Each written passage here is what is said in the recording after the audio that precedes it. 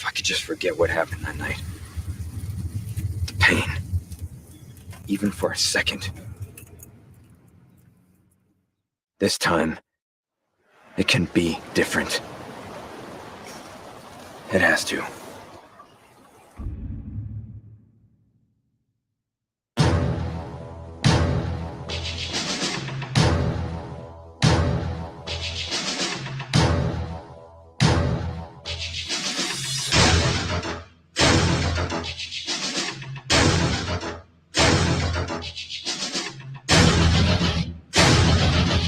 You're hit. You're bleeding, man. I ain't got time to bleed.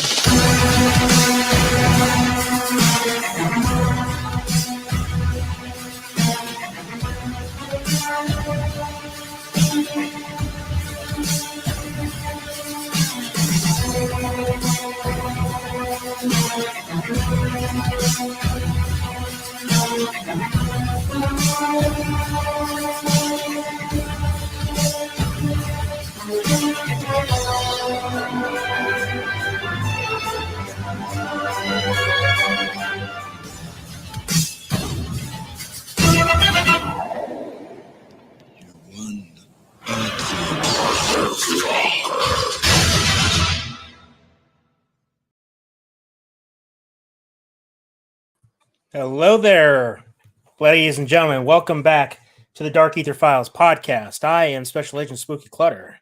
Special Agent Daner Bobaner. Howdy ho. And tonight we are joined by a very special guest, a good friend of ours, friend of the channel, Mr. J-Man from Backtrack Cinema. How are you doing, sir? I'm good. Thank you for having me on, boys. It's been a long time for me going live anyway. And that should be fun. You know, I love Terminator, one of my favorite franchises. Ups and downs, but I mean, those first two movies are just absolute killer, and I don't think anyone could argue that. No. Absolutely. So we got Special Agent Carter Sauce in the chat. He says, even if I'm not there physically, I'm still with you in spirit. Well, hello there. Glad you could join us, sir. Is that a good thing? Perhaps. The King of the Nation says, hell yeah, damn it, J-Man in the house. All right, so go ahead. Because it's mandatory here at the Dark Ether Files podcast. If we're talking anything Schwarzenegger or Stallone related, J-Man must join us. Yes, last time we did this, it was a 4-hour stream on Predator, which was fun. Yes. Yes, sir. So what you got there, J-Man? I see your phase plasma rifle in the 40-watt range. Nice. You know, by the way, that just hit me. I was thinking the other day, did his files get corrupted in the first Terminator when he goes, I want a phase plasma rifle in the 40-watt range? Do you not realize you're in 1984? That the programming get the wires crossed? It's like he had a glitch. It's like he had a glitch that he goes, give me the Uzi 9mm. Oh my God. You know, that is a good question. Out of all the things, I think the funny thing about Terminator, and particularly the T-800 and the choice to use Arnold Schwarzenegger, is that he's the guy that the Terminator is meant to blend in. He's an infiltrator unit, but they choose the biggest guy to be an infiltrator. Now, I'm not complaining, considering the fact that some of the early concepts actually wanted Lance Henriksen as the Terminator. It would have been interesting. Yeah, that's basically what Robert Patrick ended up being. Yeah. Just even he was. I was watching T2 the other night when you were inviting me on to this thing, so I thought I'd give it a watch. And I've been in a Terminator mood because I just did my top 5 moments in the first one. But watching Robert Patrick, there's a little bit more emotion to him. Like when he goes, "Are you the legal guardians of John Connor?" Like there's a little bit more humanity, like passing as human. Right. But then again, even he is though he's the bad guy, though you still know he's the bad. I don't think that was too much of a secret. No, even watching it for the first time. Well, the first thing he does is kill another cop, so it's like I'm not sure if it looks like he punched him in the stomach, though. Yeah, it looks like he just punched him in the stomach, but still, I'm inclined to believe he did turn his arm into a fucking blade and just went for a quick. I mean, I I think They wouldn't be didn't surprised. like. They didn't want it. Like, I don't think they wanted to show the effects just yet. And I just watched T2 last night because, well, we're doing this, Right. so let's watch T2. Well, I think that one of the things that, because when you think about the first Terminator film, you could very much see it as its own thing, with it being practically impossible to have sequels. But I wanted to get into the discussion of the time travel aspect, and I'm gonna kind of, I mean, you guys probably already have comprehended this, maybe not. I might blow your minds a little bit, but I wanted to dive into it because there are ways to comprehend the complications of the time travel, and it actually, it's something that sparked my memory with it with Avengers Endgame and how they explain time travel. So I'm gonna go ahead and get into that, but first I want to address the chat again real quick. Bacon, what's going on, man? How you doing? Bacon. Good to see Huh. you. So Oh damn! time travel. Hey, one more thing. I just Mhm. need to I need to comment on it real good because you did a great job at switching out the Green Ranger helmet for the Terminator head there on me there. Like, I can't even see a little bit of the Green Ranger helmet. I tried And to it- expand it as much as possible to make it blend in. It looks great, even if it looks like I'm holding it with my fingernails. But anyway, on with the time travel. Bacon says Rambo versus the Terminator, who wins? No one can take out Rambo. Well, see, that's the Oh, thing. That's Rambo is that'd be actually fucking damn, man. That'd be fucking that would be an Here's the I- thing. entertaining. I'd give my left nut for that. Well, here's the thing. I say the same thing when someone mentioned Rambo versus the Predator. I always say that Rambo would win because you can't kill Rambo. Like, especially if you think about the way a movie like that would play out. Why would you have Rambo die? I'm partially looking at you, Last Blood. Now, granted, Last Blood didn't kill off Rambo, but they almost implied that shit, and it still irritates me. But Yeah, I tell sidetrack. people that I say you got to watch the credits. He gets on a horse and he gets on out of there, and Stallone has said like he's imagining if he gets to do another one that he's gonna book to a native reserve because Rambo's native. He's half native. Yeah. But yeah, as much as I don't dislike Last Blood, but I don't like the way he's in limbo now. Yeah. But anyways, this is a Terminator stream. I just thought Yes. I was thinking about that too. We can't help Phil's that. creepy videos. He says, "Hey there, horror fans! It's your buddy Phil here. How you doing, man? Welcome Hey to the Phil, Ether Files what's going on, podcast." Phil? It's nice to see you, buddy. Hi, Phil. All right, so time travel. We've seen it done in many different franchises. Of course, Terminator being the most popular, or one of the most popular. I mean, you got Back to the Future. Yeah. You got Doctor Who for you television fans. Even Superman in '78, kind of. You know what I mean? Yeah, the form of To an time extent. travel. Bill and Ted. Yeah, that's a very popular one. But something that I had been thinking about with Terminator is how to explain the sequel for Terminator 2. Like, how the hell does that even work? Because we understand from Kyle Reese in the first film that they destroyed the time displacement equipment. So there's no way that anybody could go back. But then if you think about the logistics of how John Connor would know that Kyle Reese is his father, that must imply that time travel had been done before, as in before Kyle Reese was sent back to 1984 and giving us the movie we have now. So I'm gonna put it into a nice little box for us to, as I'll call it, the starting point. And this is basically the best way, or one of the best ways, to rationalize the Terminator franchise. So we're going to start with point A. Point A, history, everything we know, basically it goes the way we think. The way we're explained to it with Skynet Rising and Judgment Day with, in August 29th, 1997, okay, we know that John Connor is aware of this, but in this main timeline, or the first timeline, there is a person named John Connor who had a mother, Sarah Connor. Maybe she was ex-military. Maybe her husband, the father of John Connor, who we don't know, and it's not necessarily important who he is, but we know that at some point John Connor has been aware of military training. Hell, he might have been in the military himself. Come Judgment Day, everything happens the way it does. We go through the entire future war, and we get to the point where Skynet is losing, as we know.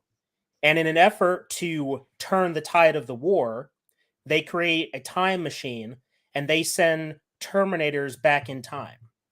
Now, at this point, Terminators are being sent back. So John Connor sends one of his resistance soldiers and a Terminator to chase after the two Terminators that have been sent back, right? And the first one, Kyle Reese. Kyle Reese is the first one to get sent back, then the T-800 to go after the T-1000. Now, I'm going to focus a little bit on the first film with Kyle Reese and the T-800. In this original timeline, this starting timeline, time travel has not happened yet until the first Terminator gets sent back to 1984. And at that point, that is where a new future is created. If you guys remember Avengers Endgame, where they explained that when you go back in time and you change the past, it doesn't change the future that you're in. You're creating a new branch. And in fact, Back to the Future even explained that to a certain degree as well. So I think that's what's happening here. What's happening is that when you time travel, you're disrupting the flow of natural things. Think of it like a river, and then you blow a hole next to the river, and all of a sudden there's a new branch created from that river, creating a whole new river, a whole new stream, if you will. That's what's happening with Terminator. So to explain how John Connor would know about the future, know about Kyle Reese being his father, it's because at some point, as I just explained, there was no time travel until Skynet created the time displacement equipment, thus creating a new timeline where John knows he sent back Kyle Reese. And then it just starts stacking where the same thing keeps happening. It's almost like in a time loop. But the best way to understand it is that there's multiple timelines. I hope that sort of like That's you know, the best way.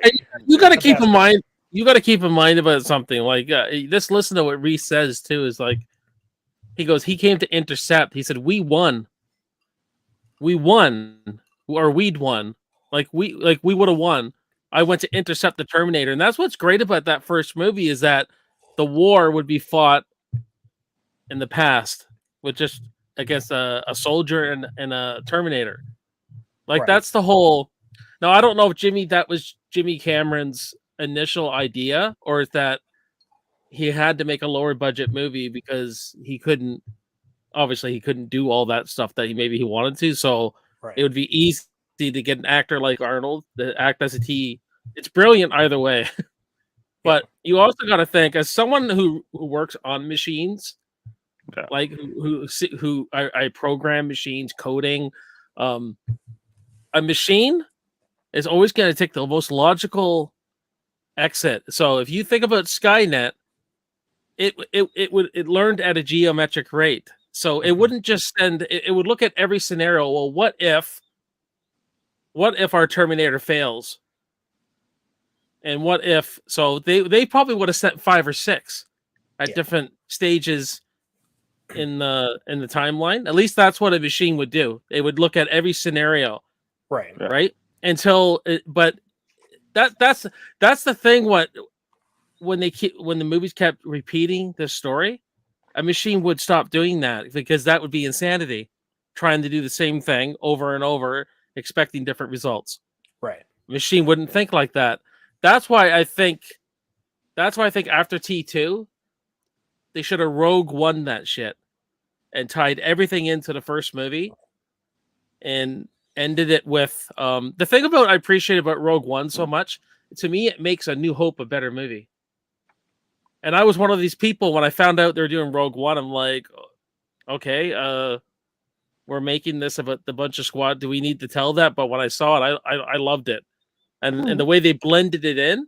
I think that's what James Cameron needs to do. He needs to show his future of them blowing up the factory, sending the Terminator, and not the Genesis way. Fuck that movie. Yeah. They do it and not really do his nightmare imagery, like the real, like a scary freaking world that you're in. and see Reese and the relationships, and you could even like do like 3 movies, but I think you could tell it in one as well. And Rogue One, it like you see Reese go back in time, and then maybe cut to credits, and then when you watch Terminator, he falls on the pavement. Like he's that's like that's one of the things that another one of the subjects I want to talk about in the stream is that because Dark Fate had sank what was left of the franchise. Obviously, it really started with T3, but I would say it more started with Genesis because Genesis decided to take the most extreme route possible by essentially trying to reboot the timeline. And as bad as T3 was, I would prefer T3 over Genesis just because of the sheer stupidity that Genesis did with trying to. You got to look at Genesis as it's. You know what? It's the biggest budget fan film ever made. It is. That's what it feels like. It just feels like, oh, let's have fun with all these crazy and I think once we got the Dark Fate, it's like, okay, John Connor's been fucked over, and they've treated him like shit the last T3. This Salvation, I did like Christian Bale in, but yeah, it's like, so by the time I got the Dark Fate, I go, okay, we got Sarah back, and this big the big leg shitting on a legacy character. I can understand a lot of fans not probably protesting at that point. Well, look at it this way. Look what happened with Dark Fate, because it didn't just kill off John Connor. It replaced him with somebody that filled in the same role. This is my problem with Dark Fate. It is a movie that its main concept did not need to happen because it didn't do anything new except give us a new version of Skynet, a new human resistance leader. It gave us a Terminator that functioned like previous Terminators, but they just upped the ante by making it split open or split separate. Isn't that like the biggest design flaw ever? To just send one of the most flawed machines back in time to save or I understand. Like, it's not the route I would have went. I understand if people's problem with it, but for some reason, when I watch it, I guess I just like that Linda Hamilton. I haven't seen her in so long as Sarah Connor that I think those nostalgia in me just, and there's some good acting with her in it, but it's not the route I would have went. But I know, Caleb, you don't really like this. I don't know if you like the idea of this or just the way it's executed. You have to let me know. But they wanted to explore this idea of purpose, and they wanted to explore this what happens to a Terminator when he completes his mission, which I like the idea. I love that. I like exploring that. What does the machine do once his assignment is and he's stuck? He can't go back to the future. He can't. He's an idol. He's essentially I have an answer for you. I don't think they executed it. They could have executed it better, but I do like that idea of doing that. This is the one line in this here. I'm going to explain 2 different things. I'm going to answer the question about why it makes no sense that the Terminator in Dark Fate felt bad for Sarah Connor. And it's the line that was spoken in T2. I know now why you cry, but it's something I can never do. That's the first thing. That's really all that needs to be said. A line that ironically makes you want to cry. And here's the other part. Skynet sent back Terminators to ensure its own existence. You want to know what a T8, like hypothetically speaking, let's say that the T-800 that was sent back to 1984 successfully killed Sarah Connor and killed off Kyle Reese. What would it do then? It would ensure that Skynet gets built. Now that it has no human resistance leader to fight it, Skynet can do what it does, and it would have a theoretically better chance of success because there's no resistance. I mean, there would be a resistance, but the resistance leader, John Connor, that has all this information because of his previous experiences, is now out of the picture. So they would have the best chance of success. That's what a Terminator would do. The Terminator in Dark Fate felt bad, which is impossible because the same model Terminator said, I know now why you cry, but it's something I can never do. You can't feel bad Yeah, for that's Sarah a good point. Connor. And here's Yeah, the you- other thing. You think it would have sub programming in it? Like if you complete your mission, this is the like that's what I'm talking about. A machine would have it would have so many scenarios played out that a human can't stay ahead of. You know what I mean? My point. That's why I'm saying that T-800 would then work to make sure that Skynet still gets created. But that's not what Dark Fate did. Dark Fate tells us that the Terminator felt bad, and it felt that it needed to give Sarah Connor a purpose. So the Terminator is somehow able to detect when Terminators, like other Terminators, are being sent back. But again, this is where you get into the multiverse aspects, and which can get very confusing, because then you have to start addressing, okay, if Skynet is still technically sending Terminators back through time, what timeline are we seeing here? And is that even important in the end? Because how is it that the Terminator from Skynet is able to detect when Terminators from Legion are being sent in? They're not connected. Skynet and Legion are two different things. They're two different programs. You know what I mean? They're disconnected from each other. And Dark Fate does not explain that shit. Yeah. On top of the fact that they, again, retold Terminator 2.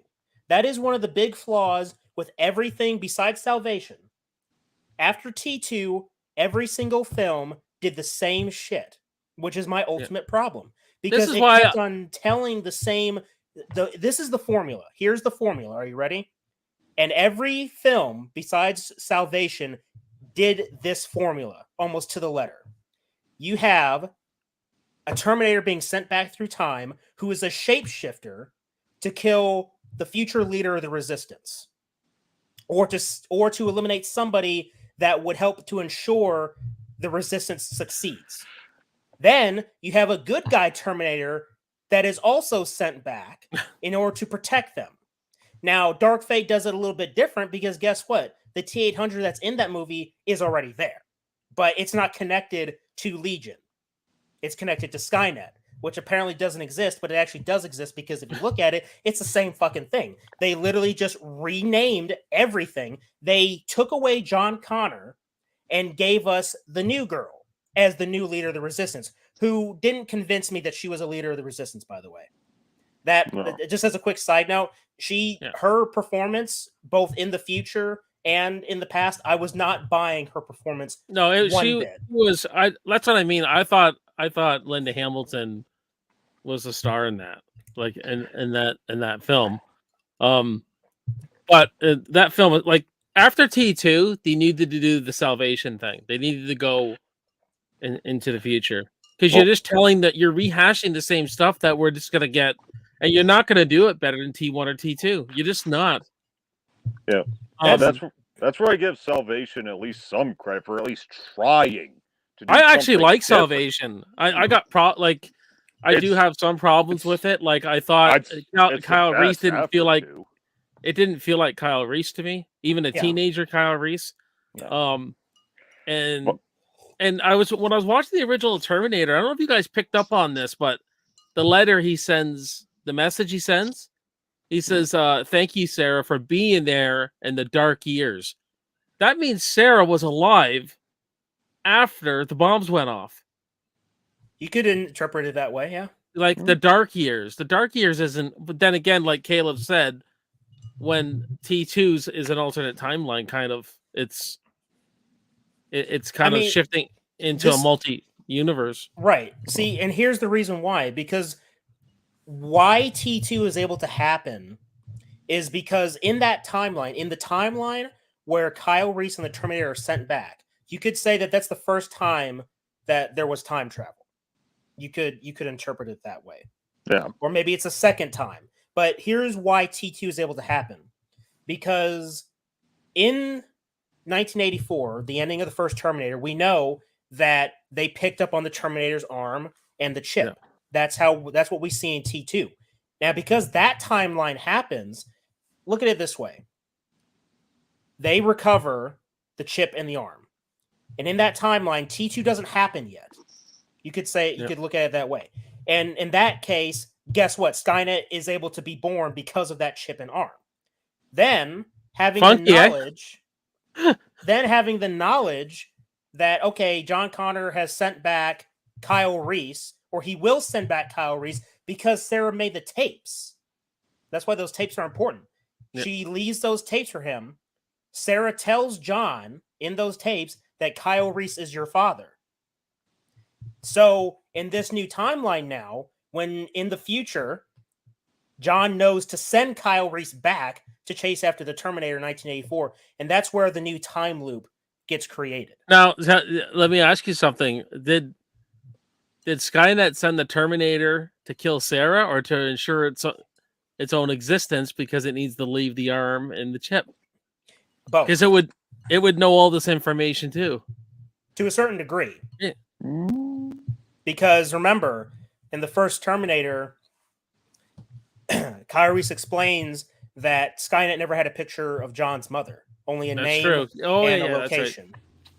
So that's why it was being systematic. But that's what you get with the timeline. And I think that with everything that we've been given as far as cinema is concerned with Terminator, my last resort, or my sort of swan song for the Terminator franchise, it would be this: to have a movie set in the future war and show us the eventual conclusion, which would technically be the beginning, where you have John Connor send Kyle Reese back, and to complete the circle is now complete, to use a Star Wars reference, where you have a really good trilogy of films that are all interconnected.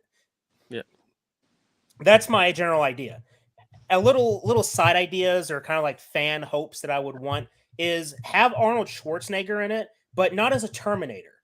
Have him be there, be old man Arnie trying to survive, and then he gets captured by Skynet, and Skynet now has a template to use for their new Terminators. I mean, that's just like a side thing. But that'd be cool. There's so much meat on the bone, though, that we could do. There's so much. I want to see. The thing with Salvation that I didn't like, I wanted to see Reese and John Connor actually interact and have a whole movie of them interacting, and see how this relationship, like the stuff that John Connor could not tell him, and the stuff that he had to do to ensure that, like giving him the picture of Sarah. That's the shit I wanted to see, and I'm sure that was planned, because they did want to do a trilogy of that, of Salvation, but it wasn't very successful.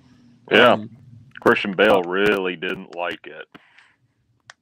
Yeah, his little meltdown on set, if I remember correctly. Yeah, that's what the movie's famous for, is his meltdown.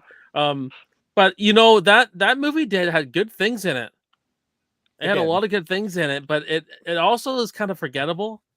It's a forgettable movie at the same time. But every time I sit down to watch it, I realize I forgot how good this was. But then I forget about the movie. Does that make sense? Because you want a movie set in the future war. I think that's what many of us wanted. Yeah. Which is why I would recommend looking into a game called Terminator Resistance. Aside from being a pretty fun game, it is a story that doesn't really focus on John Connor or Kyle Reese, but the characters do appear in the game.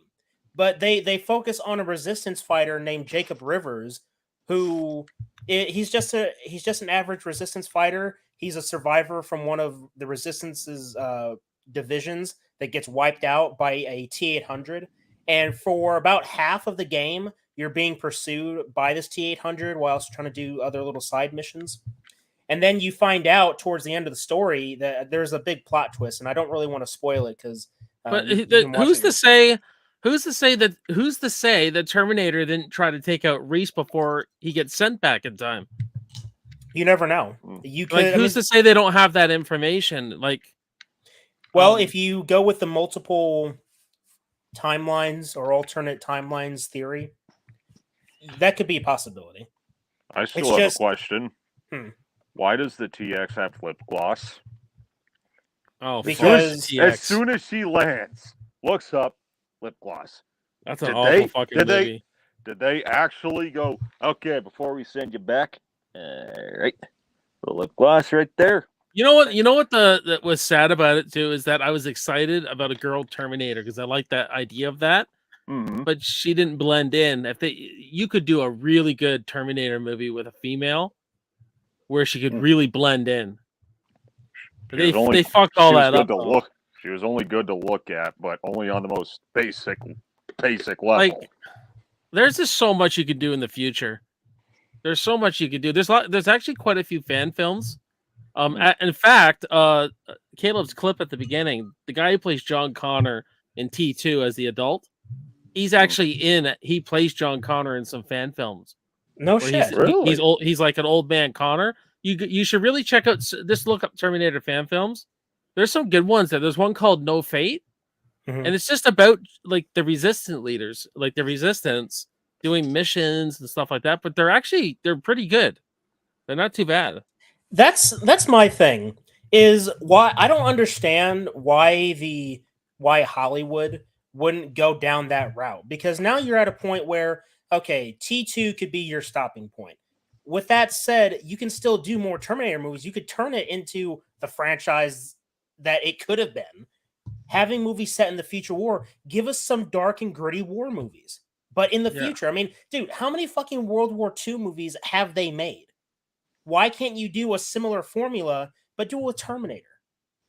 Yeah, I mean, people like Star Wars that has blasters, laser weapons. I mean, the market is there. That's why this Terminator game and a few other Terminator games always set their stories in the future, because that area is all but untouched, because there's only one movie that touched on the future, and that was Salvation.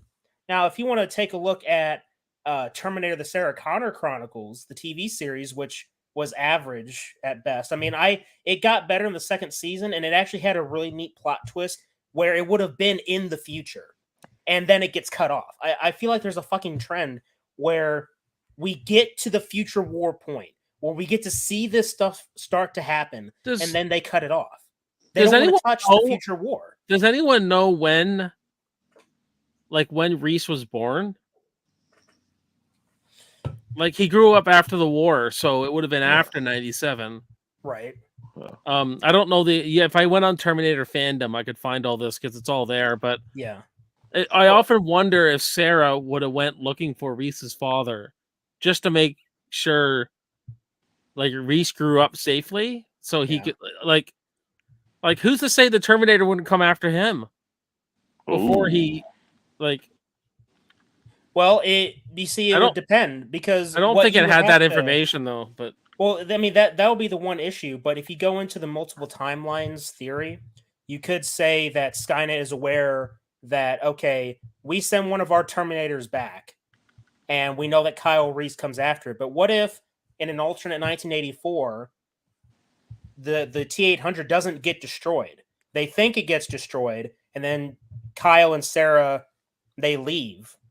But then the Terminator's still around, and then it spends the next several years, repairing itself or whatever. And essentially now it's in a sort of mode where its sole purpose is to make sure that Skynet gets created.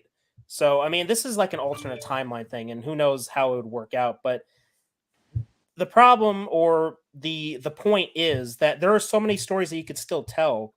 You just need to get in the right hands. And considering the fact that Jim Cameron decided he greenlit John Connor being killed in Dark Fate, I don't know if he's fully capable of it anymore. And I see these fan films and I see these fan projects that tell better stories, and I'm thinking to myself, what's going on here? I mean, are the directors just losing their interest? Maybe Terminator doesn't mean as much to James Cameron as it used to, to greenlight these projects that sunk the franchise. I mean, hell, if we're on the subject of Dark Fate, the director himself even began, I wouldn't say he outright disowned the movie, but he admitted that there were mistakes, especially with its marketing, because it wasn't enough that you killed off John Connor, it's that you replaced him. If your mindset is, well, John Connor's been fucked over so many times. Let's just kill the poor bastard off, and we'll do someone new. If you're at that point in the story, when you know that John Connor is very important, and the relationship with Sarah and Kyle to make John Connor happen, if you understand the importance of that, then you wouldn't belittle that. That's what Genesis did. Genesis belittled Sarah and Kyle's relationship.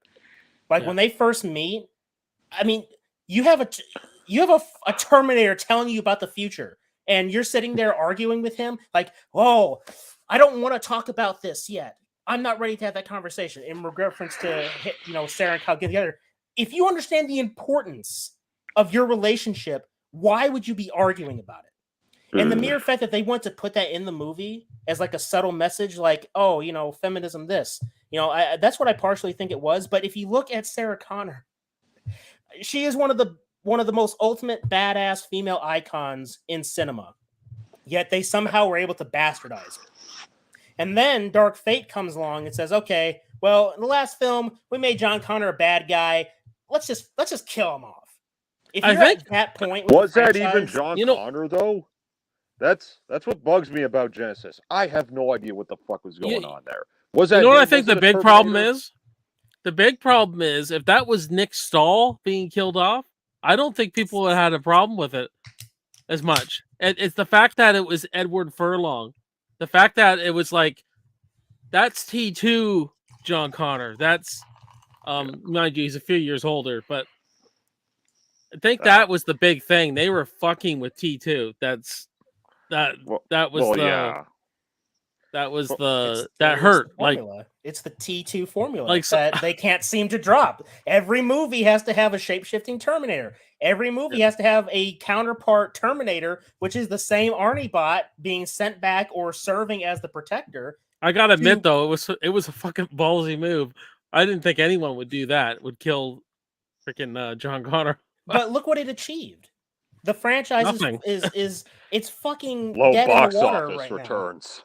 Now. Box office. A lot of people think they need to remake, but I don't. No, you don't. No, that's that is the step up, the escalation of stupidity. Yeah. To remake, you don't need to remake. You have just go back to the first two films, and then you go back to the future war. You set your movies in the future war, and you can have a whole new franchise if you really feel it necessary. Yeah. Me personally, you can have one movie set in the future war, give us some important characters to connect with, and remember where it's all leading. See, that's why I enjoy the prequels for all their fucking flaws. George Lucas knew exactly where the franchise was heading. He didn't do things that were completely off the fucking wall that would alter the original trilogy, with the exception of maybe Anakin and his turn to the dark side. But let's be honest here. What else? Come on, Danner, go ahead. Oh, no, you're right. I mean, you did say his turn to the dark side. That is something that I think they could have handled better in the prequels. But did they kill off Anakin Skywalker in episode 3 to so that there's no Darth Vader? Like, can you imagine that? You get to episode 3 and then Obi-Wan just kills Vader. It's like, well, then who the fuck is Darth Vader? But he did die metaphorically. Yeah, I'm not talking about metaphorically. I'm talking about quite literally. I know. You know who handled alternate timelines really well? Was the new Star Trek movie, like J.J. Abrams' Star Trek. The way they changed the timeline a bit, but so they basically they gave those movies an alternate timeline because Spock kind of fucked everything up with the timeline, and you got this new kind of Kirk going on a new path. But still, they didn't kill Kirk off, or they didn't kill. Well, they it's like I said, I could sit down and enjoy Dark Fate still, but that's not the route I would have went. Like I would have went into the future, like what Caleb's talking about. I would have Rogue One'd it, tied it in. Even I know the CGI is kind of bad in the Thing prequel. It blended really well into the original movie, though. Like, I mean, the way they're chasing the dog. Well, yeah, that part. But I mean, there were other things like the alien ship being under the ice, even though in the Thing it wasn't covered I'm in just saying. ice. I'm just saying that Yeah. they got like where the axe was in the wall. They got like Yeah. they did their homework of how that movie was. That's what a All good the scenes. prequel has to do, right? Is just bridge the gap perfectly. Yeah. Like Rogue One, that shit, like you said. Now, I will say though, Hey, Emily. backpedaling a bit, I wouldn't Hey, Emily. say happy birthday. Happy birthday. It is her birthday. I saw it on Facebook. Oh. But I wouldn't fully agree that Rogue One made A New Hope better because it was already perfect. But that's just me. I can get that. Because I do think that out of any Star Wars movie, I know we're going off topic here, but that's like the best standalone Star Wars movie. At least for me, it is. Like, has the beginning, middle, end, conclusive story with room for a sequel or a franchise. That's the thing with Terminator, the first movie. Yeah. The first movie was supposed to be even James Cameron, as good as T2 is, his original idea is that the war was inevitable. It was going to happen no matter what. There was no stopping it. And I even think that's one thing I will give T3 if I'm going to give it something. I like the idea that you just prolonged it. You didn't really, you can't stop it. Well, happen. If you look at the multi-timeline theory, once again, I know I keep saying that, but in that aspect, yes, it's true. But I think that it's true from a certain point of view, to use an Obi-Wan quote. Because if you go with multiple timelines, then yes, Judgment Day is theoretically inevitable because Skynet kept on sending Terminators, which was altering the timeline even more. Like, you have your first timeline without time travel, then you have the first time that time travel was used, and then that's what opened Pandora's box, because then that just left room for more time travel shenanigans to occur. It's like stacking on top of each other. And so you have to say, okay, well, maybe in one timeline, Judgment Day is inevitable. But the way I can see it, T2 cut off the loose ends. The T-1000 is done. The T-800 lowers himself into the molten lead, and that's it. And then you can say, all right, well, if you still want to do more Terminator movies, do Future War. Because I want to address this comment from Bacon because it kind of ties into what we're talking about. He says, what would your guys' pitch be for a Terminator movie? Sequel, remake, or completely new direction? What mine would be the future. Like Rogue One, that shit. Like, tie everything in. Have some good character stuff. I would make it that scene in the original movie where Reese is telling the story about where he has the picture and he loses Sarah's picture. Right. That's the tone I'd be going for. I mean, this is a scary fucking world. Like, that first movie is scary. And why it's scary is because we did this to ourselves in a way. We get this technology, we start becoming slaves to it, and then it looks at us as a threat. Like when AI, that's the scary part, is the AI gets too advanced that it starts going, wait, you know what? See you later. We're gonna ensure our own existence here. Yeah. And that's a scary thought, and that's why when people say Terminator is not a horror film, I don't know what is then. A horror film elicits fear. Well, if that movie doesn't elicit fear, well, yeah, I mean the first Terminator movie is a slasher film. I would say it's a techno-futuristic slasher film, but it's a slasher film nonetheless. It has those horror elements. It has all the beats. It has a little bit of sure. all of it. Yeah, it has all the beats for sure. But yeah, like that's what I would do. I would have done what Salvation kind of did, but they didn't need to go that far back. I would have started with Reese and or at least Reese being recruited by John Connor, saying, I need Reese over here. Because he does say when he's all in the police station, he says, I was fighting under Perry under the orders of John Connor or something like that. Right. That movie gives so much great exposition. Yeah. That you don't have to be a rocket scientist to make the movie. Like, the information is all there. Yeah, it is. Yet somehow they still manage to fuck it up. Again, this is why I'm going to reference Terminator Resistance, because Terminator Resistance references Perry. It references and shows Kyle Reese. in one of the missions, it's actually in the DLC, you get to play alongside Kyle Reese. You fight with Kyle Reese to go on this mission, and I that's why I highly recommend you go check out maybe a watch or a walkthrough or play. Watching someone play it and just get into the story because This is a video game? it is. Mhm. Yeah. Well, what console is it on?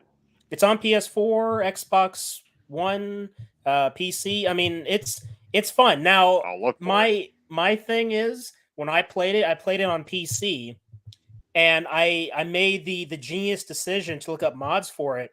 And one of the mods was that it replaced most of the music in the game with music from the first two Terminator movies. It changes your perspective on the entire game. Like, you want to talk about your love for the first Terminator film and how it depicted the future war, play this game with that mod, and your perspective will change on the whole game. I play the game with and without the music. The game is still good without the original music, don't get me wrong. But playing with the original music, it changes your perspective on it. And it's fantastic. And it reminded me, or it sparked my idea, that you can make one good Terminator movie, one final film set in the future war to tie into the first two Terminator films, give us a good send-off for Arnold Schwarzenegger, where he doesn't have to play a Terminator and he can still look how he looks being older. He can still be that, and he can still pull off a great performance. Like here's, I can't give you an idea for a movie, but here's a scene that, like, I know you and Caleb and I have talked many hours on ideas, and I was even writing something, but I've kind of put it to bed because I got kind of another idea. But anyways, here's a good idea. Like when he reprograms the T-800, just imagine that scene when it comes to life, kind of what that would feel for John Connor. He hasn't seen this Terminator. Like there would be an emotional connection with him to this thing, and when he reprograms it, think of this idea when he actually goes back in time. Him giving like a little thumbs up or something, like just a little nod to the T2, how cool that would be.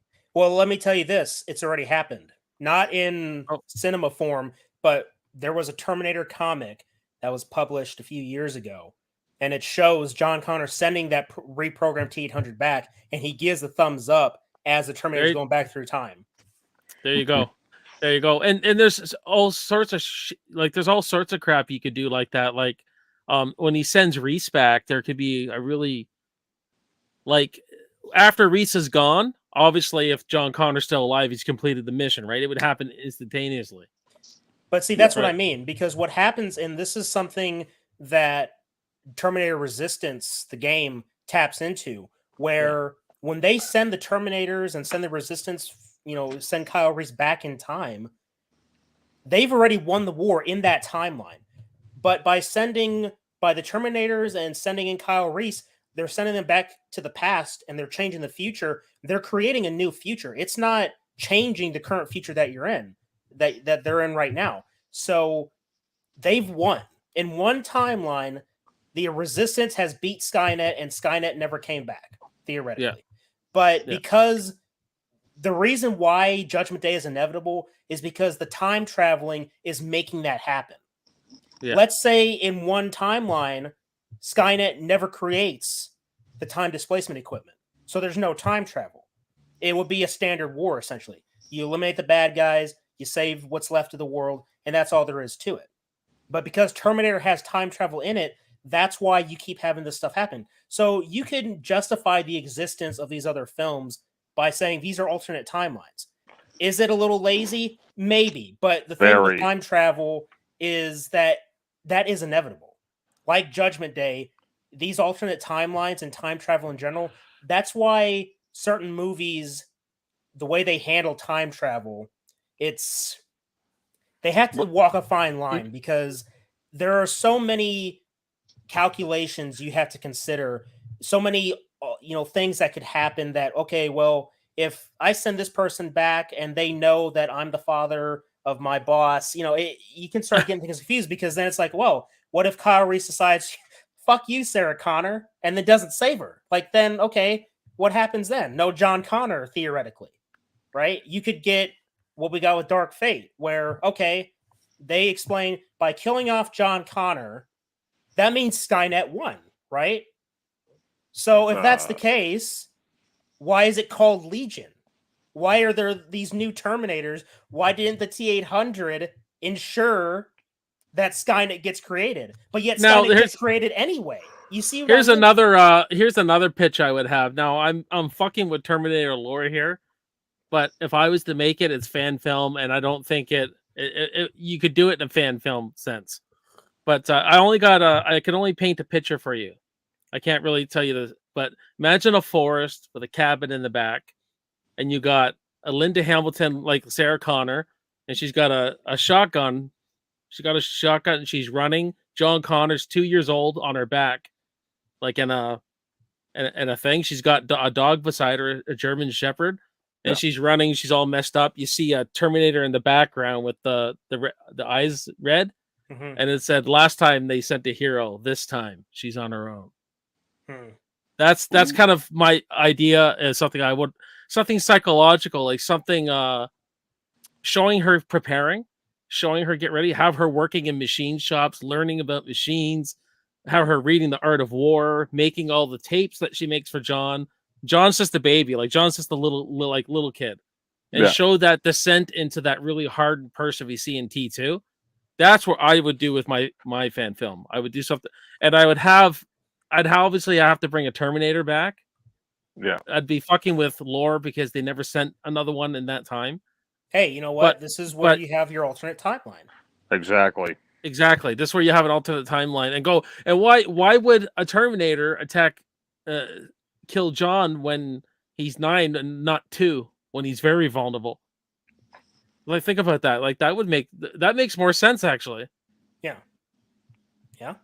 So Bacon, that would be my kind of pitch. But like, imagine her giving birth to John, and like his heart rate starts going down, and like they said, "Oh, you're losing the baby," and look, the machines, the machines, and she's like, "Fuck machines," and she throws them and just pushes that fucking baby out. Just imagine a scene like that, like, and have the lightning kind of going off, just as like a kind of like, you know how lightning comes when someone from the future arrives. Right. Just as an atmosphere thing, but and make it psychological in the sense, like, even Sarah's even like looking over when she sees someone kind of who has a very dry personality, who almost comes off, and she's like second guessing, because she would be that fucking paranoid. Yeah, she would be that paranoid. She would have PTSD all over the freaking place and stuff like that. But I think that's kind of stuff that I think if you don't do what Caleb and I are talking about in the future, then you got to go back and do something simple like the first movie. Dark, scary, simplistic. This is what I think got into the minds of the creators of these Terminator sequels. They went with the Hollywood mentality of bigger equals better. Yeah, where they had to up the ante on a very simple character. I want to tell a story that I probably have told on other streams, but last year, myself, Carter, and my father went to Fan Expo Dallas, and we met Robert Patrick, the T-1000. And he, too, was very dissatisfied with all the sequels. And I asked him a question that if they ever asked you to come back to Terminator, would you do it? And he said, hell yes, I would, and I would make Terminator scary again. Fuck yeah. Now, I don't know how you would do it. There are plenty of ways you could do it because we've already opened up the floodgates of alternate timelines. But I would love it gave me a spark of joy to hear that, first of all, Robert Patrick was a fantastic guy to meet, utterly hilarious, a really cool guy. But the fact that he was willing to come back to the franchise, and you have to imagine that, because he was in what people consider to be the best action sequel ever made, and you know, his willingness to come back to right the wrongs, you know, it just gave me the idea that, you know, you can do another Terminator film. The franchise doesn't have to be dead. You know, Another thing T3 had going for like something inside of it, but they kind of skated by it, is having all John Connor's team getting assassinated. Mhm. That would have been cool if John started getting his team together by saving them. Mhm. That's what they should have done in the fucking movie. Mm. Like that, like they should have done something like that, and Sarah should have been alive in that fucking movie. As far as that was what that on the opposite. When everyone has a problem with Dark Fate, that's my problem with T3. I'm like, really? She died this young. Like she died of cancer. They said they gave her an off-screen death, and I think that if Sarah was there, then we wouldn't have had Kate Brewster. Oh god. Because we don't ever hear about John Connor having a wife. That was never really important to the story. It was when you boil it back down to the fundamentals of the franchise, Sarah is very important. She is a key player in the entire franchise. The same thing with Kyle Reese, and the same thing with John Connor, because you can't have John Connor without either Kyle Reese or Sarah Connor. So they're all important. All three of those characters are fundamental. So when I see that Terminator 3 Terminator 3 and Genesis violate Sarah Connor, because the performance from the girl from Game of Thrones, she was not Sarah Connor. No. In fact, I found her to be very fucking annoying. Yeah, then she's I think she's a great actress. I like it. I just don't know what they were going for in that movie. Like I was be very over the top, but still have as much depth as a piece of wood. I mean, remember those god awful promo images they made where everyone just has their mouths so wide open? It's like, this is terrible. From that alone, I know it's not much, but my God, close your mouth. I like the world you saw with Reese running around and and some of that was practical actually. Like they actually made a lot of those. I like that. It was just too polished. It was too blockbuster. Like, where's the grit? Everyone looked like a fucking model in the future. Too clean. Way too fucking clean. The future wars that we were given after T2 was a fucking sham. I give a little credit for T3 on how they had the army of Terminators marching through. I thought that was kind of neat. The way the HKs were flying over the water, you see underwater with all the skulls there. I thought that was a neat little aesthetic touch, adding into the future war that we still are being neglected of. And then Terminator Genesis gives us what I've wanted to see. I wanted that, and that's what bit of a, you know what? No, I can't say it because somebody here is playing playing Terminator Resistance, and I don't want to spoil it. But that's why I keep saying, go watch Terminator Resistance gameplay, follow the story, and I promise you will have a good time. But it gave us a scene, Genesis gave us a scene where they're marching onto Skynet, Skynet's being defeated, and they shut down Skynet, but before that, the Terminators have been sent back through time.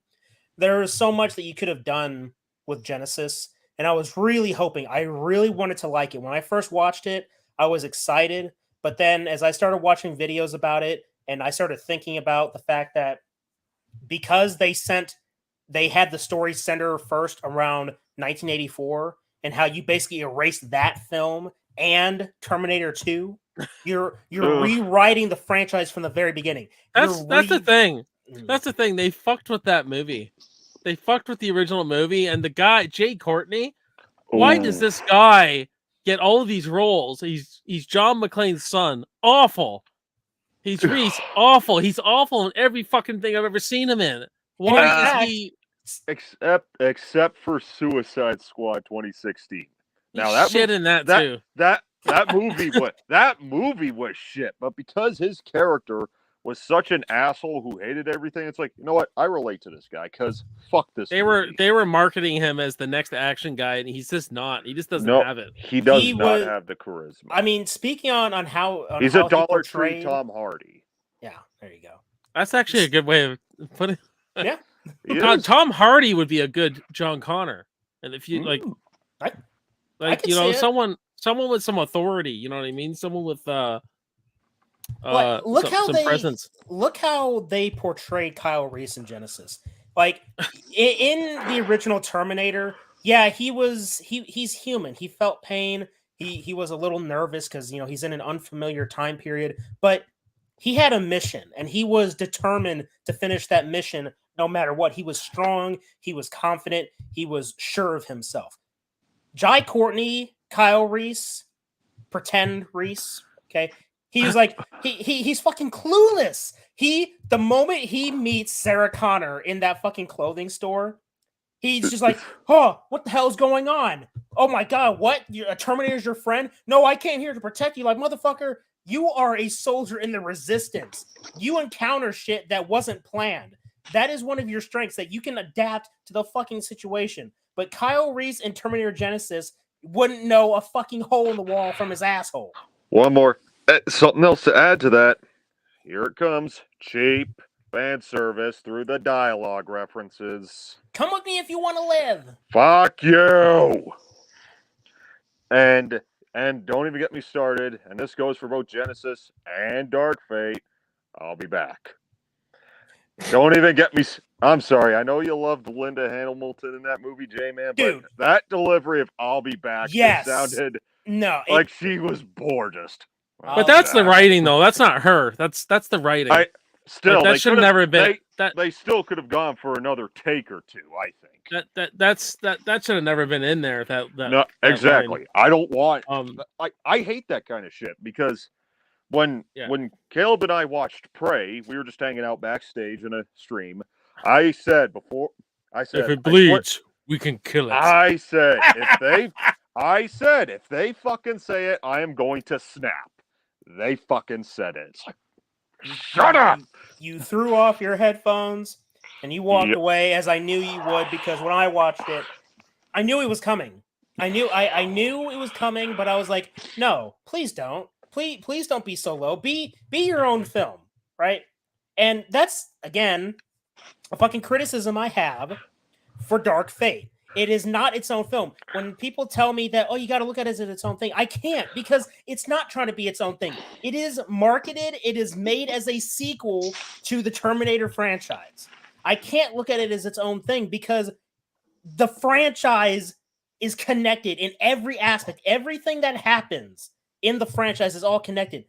Yeah. Your sequels, believe it or not, affect the previous movies. Because remember, we have time travel involved here, which means that whatever happens, whatever future you forge, because the future is not set, no fate but what we make, you give us these shit films with really shitty plots, with plot points that alter previous timelines. You're fucking with things. And here's the thing. The average audience probably has no concept of alternate timelines. They probably can't even begin to understand the logistics of that. We're here discussing it because we are diehard fans of the Terminator franchise.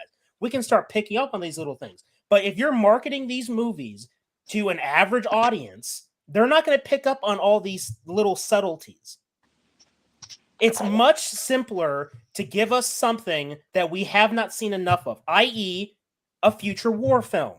And then you give us the reference to the fact that, hey, Skynet just sent a Terminator back to 1984. The average moviegoer who has a base understanding of the Terminator franchise will say, hey, wait a minute, 1984, the first Terminator movie. Oh, another Terminator's been sent back to 1995. Oh my God, T2. But they don't do that. They keep repeating Terminator Judgment Day because it was one of the most successful action films of all time.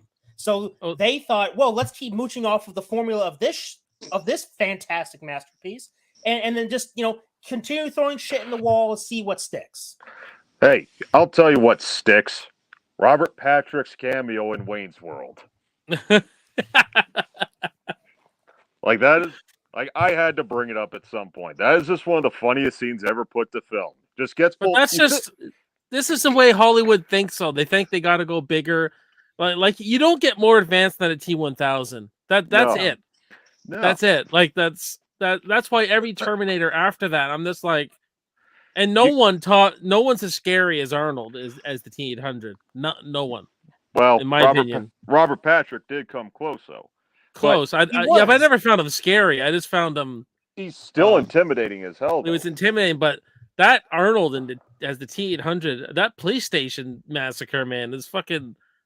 Yeah. just the way he goes in there and just the way it's shot and everything is pretty incredible. Well, you see, it shows that you can still make the original scary. That is something that our good movie, the 2018 Predator, couldn't fucking get right. They had to give us a fucking 12-foot tall CGI monstrosity and say, "Oh, look, bigger, badder, scarier, the ultimate hunter," right? Badder. And you know what? Every franchise goes through this. Like they all think they got to get more sensational. They got to get But more. you know what? You want to know the one franchise that didn't fucking do that? Back to the Future. Back to the Future did not do jack shit to up the ante. It was a very simplistic story with time travel. Are there still little weird things that happen? Sure. But you know what? Yep. It didn't go bigger, badder, better. But you're right. Almost every other fucking franchise does it. Star Wars did it. Marvel somewhat did it, but it's a little bit more excusable because there's such a huge catalog. But you have all these franchises that can't seem to fucking stop, which is why I'm saying go back to something simple. Like you were saying, J-Man. Do something simple because the franchise, the Terminator franchise, doesn't have to fucking die on the hill of dark fate. It doesn't have to. You can still tell. Oh, I think there's a lot. There's so much they could do. There's so much they can do. Like it. They can even be in the future, and a Terminator someone back in their kind of war, like sending someone back like 10 years earlier, or but still have it in a futuristic war. Or why not? Why not? John Connor comes back. He sends himself back, and he's an old man, kind of like he's an old. You could do and that. maybe there's something they're doing that is a mistake. Like the stuff he's learned, because he's learned so much of what's happened. Yeah. But T3, that's another thing. They killed fucking Connor off. Like, they killed him off there. Yeah, they killed him there, too. In the future. Like, he says, you died. That's why Kate Brewster sent you back. That's why that movie, it has its good moments. But when you think of a movie called Rise of the Machines, you would think, okay, maybe we're going to see some future war action. But no, I mean, they gave us a little bit of future war, like every other Terminator. They included it in the beginning of the movie. Oh, hey, look, pew pew pew! I see HK's going down and Terminator's marching. You know, but we never get a movie set in the future war besides Salvation. But one of the reasons that Salvation fails in my eyes is that it's like you said, J-Man. It's too fucking early. I'm wanting to see like a Star Wars Battle of Hoth type scene where you have the Resistance fighting against Terminators with HKs and HK tanks on the field. I want to see that shit because we haven't seen enough of that in the franchise. You want to do something different? You want to do something ballsy? Set a movie in the future war because that is a untapped treasure trove of film that you could make. Well, look at the opening of T2. It's one of the best moments in movie history for me. I love that the narration. It's because that's what we really want to see. That's what fans really want to go to. They want to go to, but I want to go to Jim Cameron's world, not another director's interpretation of it. I want to go to that T2 version.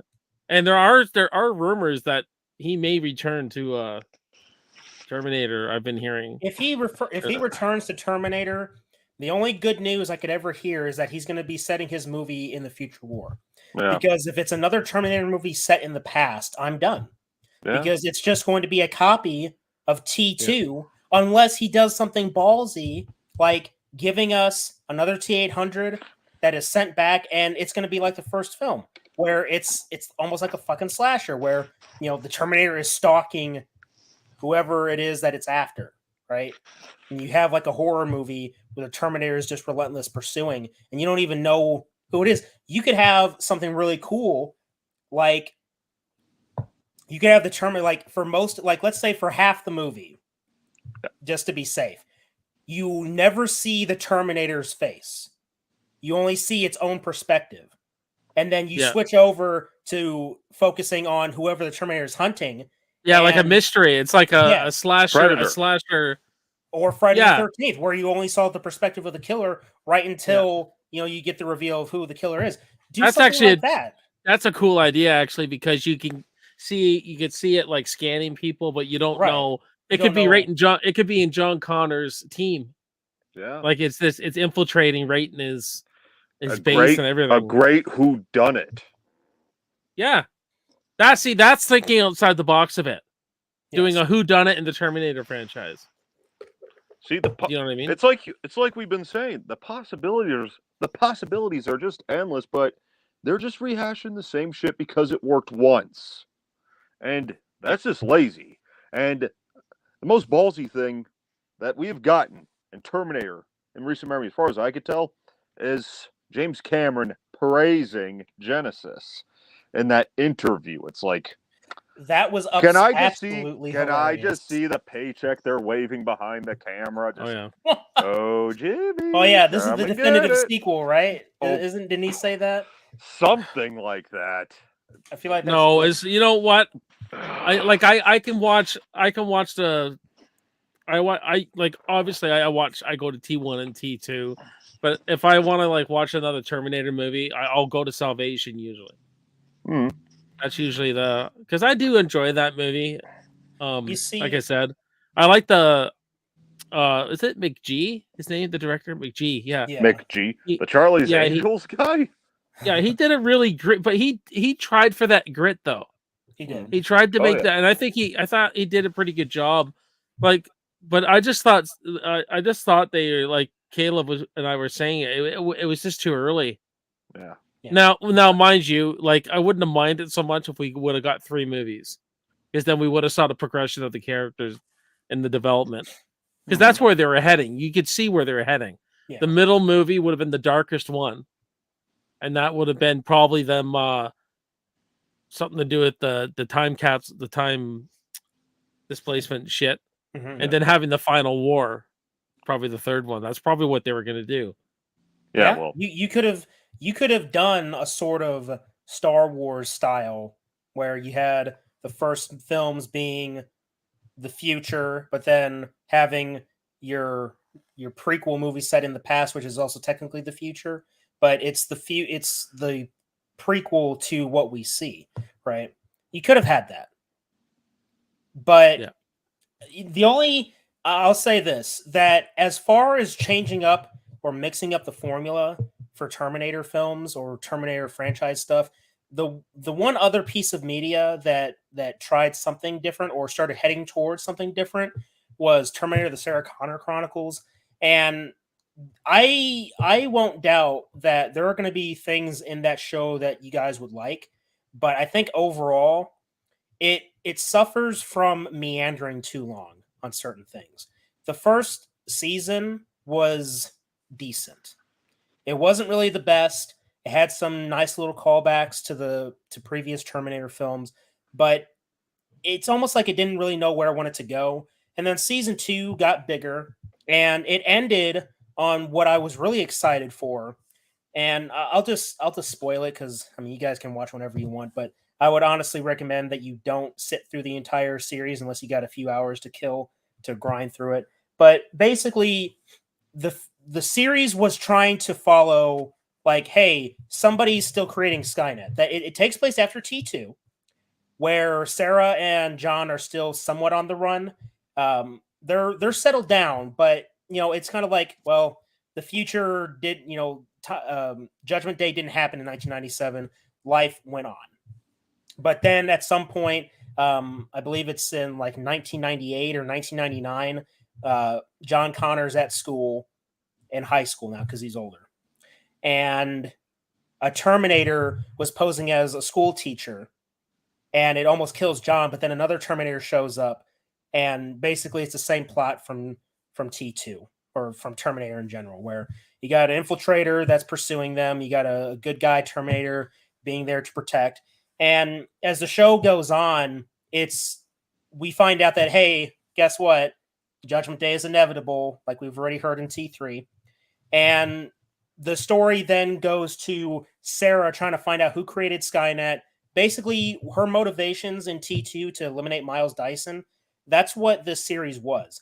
But season 2 came along and gave us a new spin, where it turns out that a T-1000 style prototype model basically said "fuck you" to Skynet, and it became its own thing. And it was actually developing a computer system like Skynet, but to fight Skynet. And there you go. There's a great idea right there. You want to do something in the future? Having Skynet have its own civil war. Yeah. Or like here's another thing. I told Caleb this idea once. Like, imagine like the Resistance crossing a dead sea of old Terminators that have been thrown away for junk. Yeah. And you know they're split in half and they're just grabbing you and doing something horror like, and John Connor reprogramming them by like saving them, and these Terminators fighting for him because they're junk and he actually rebuilds them and shit. Yeah. Like, God, the possibilities are endless. Well, that's the thing, because the series, because it gets canceled after season 2, just when it's getting good. But the series ends with John Connor and this T-1000 going into the future to save essentially this computer, this alternate Skynet that was actually a good guy. Like, it's literally Skynet's polar opposite, where it wasn't trying to destroy humanity, but to essentially protect humanity by destroying Skynet. And so the next season would have taken place in the future. And in fact, there was a really emotional scene where John is in the future now. The T-1000 disappears. So she went off somewhere before John gets found by the Resistance. But in this timeline, because instead of going back in time, they went forward in time, the Resistance is there, but they've never heard of John Connor because John Connor wasn't in the past. He's in the future. He jumped, basically skipping over Judgment Day and the start of the future war. But the emotional scene comes when, you know, he's naked because, you know, the time displacement, whatever. But some Resistance fighters find him, and among those Resistance fighters is his father, Kyle Reese. And, you know, they ask, "Hey, what's your name, kid?" And he's like, "Connor, John Connor." And they were like, "John Connor, huh? Never heard of you, but you look like you're a good fighter," or something like that. So in this alternate timeline now, John Connor isn't the leader of the Resistance because he skipped over where he would eventually become it. Fucked everything up. But look what happens. You get him. You were going to go into the future war, and you would have had this alternate Skynet, and it was something that was never done. It wasn't referenced or done in the movies, but they did something different, and then of course it gets canceled. But it's like we already said, the storytelling possibilities are there, but they just can't seem to get over the same T2 formula. And I can't understand why. And that it's not even just with Terminator, it's with all these other fucking movies. The Force Awakens is a carbon copy of A New Hope. It is. You boil it down, it's the same fucking formula. The entire sequel trilogy was just Rebellion versus Empire 2.0. Halloween. It retreading the same bullshit. And then you have your subtle differences, obviously, but the same formula is still there, and they can't seem to get over it. And it's irritating because you have a franchise here that can flourish. It doesn't have to die. It doesn't have to stay dead or whatever. Actually, there's other franchises. There's other franchises that are going and not putting out great stuff. So I don't see why the Terminator can't. I mean, overall, there's worse franchises. If you take all the movies and put them together, there's worse. There's way worse. It's still one of my favorite franchises. Yeah. Mind you, the first 2 movies it pushes it pretty good. Averages that out really well. But I mean, like I said, I can even enjoy Genesis as far as for what it is, I guess. Look, I'll be honest with you. When I first watched Genesis, I was really excited to see 2 T-800s duking it out, because I personally, at that point, I always wanted to see it. I wanted to see 2 Terminators duking it out because I didn't see it. Another thing that I would have loved to have seen. How would that turn out, though? Who fucking knows? I mean, you have fucking Freddy versus Jason, all right? If you can do fucking Freddy versus Jason with 2 immortal characters, 2 fucking Terminators doesn't seem that far out left field. But look what happened in the movie. It was just a pushing match that went on for like what, 20 seconds? But see, that's why you don't leave it like that. You got to be suspenseful. You have to expand the action. Don't dump all of your action into one fucking scene. That's why it was so stupid that you would bring in a T-1000 to be there too. If you had the movie, like let's just say hypothetically here, if you had Terminator Genesis going back to the beginning, going back to the Genesis, right? The genesis of the franchise, to having two T-800s in the same space, but because the other T-800 is older, it's not as strong as the younger one. Have the movie where that T-800, still a Terminator, but a little bit more vulnerable. Draw out the action. When they first get there, don't have Sarah Connor with a fucking tank rifle ready to take him out, hypothetically. Have it to where the T-800 tries to intercept the 1984 Terminator, but then he loses. Maybe he gets pushed off of the cliff or something and falls down and he's a little damaged. Add some vulnerability. Think about how like they did Logan, okay? Because we know Wolverine, ultimate badass healing factor, but look what they did. They gave a caveat to his healing factor to make him weaker. So there was more suspense, more worry, like, okay, he's not the same as we've seen him before. Do that with Terminator. Do it with Terminator. You can make it work.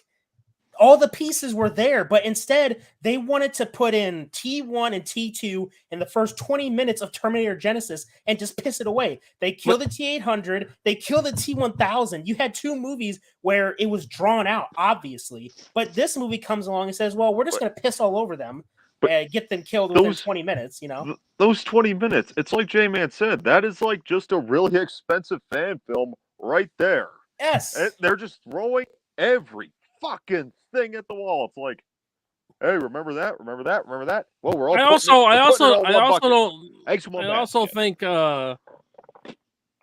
also think some of these movies were probably different, and it's when they're making them because Hollywood butts in, right? The big because they got to go. Well, what's going to make money? It is a business after all. They don't care about us. They don't care about the fans as much as you think they do. We don't think they do. Yeah, they're going to see what makes, and they go with trends, and whatever's trending. But you know what? Whatever's working, you know what I mean. But it doesn't mean it works for that franchise. Well, look what they did with Sonic, though. Look at the backlash that came from that first fucking trailer. And Paramount could have said, "Well, fuck you guys. We're going to do the same shit anyway." But you know what? They didn't do that. They listened. They were the one outlier that said, "You know what? We hear you. We're going to go ahead and change it. The movie's going to be a bit delayed, understandable, obviously." But then look what happened. You had a pretty decent video game adaptation movie adaptation of a popular video game. It broke the curse, so to speak. It did, and we got a sequel, which I will say was even better.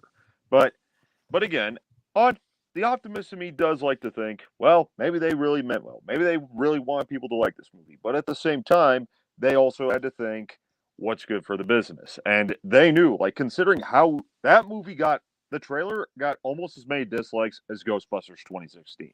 Yeah. But instead of just crying, me baby, they decide, okay, if we continue with this, we're fucked. Because they smell the franchise potential right there. And if they just keep saying, well, fuck you, well, it just comes back to bite them in the ass.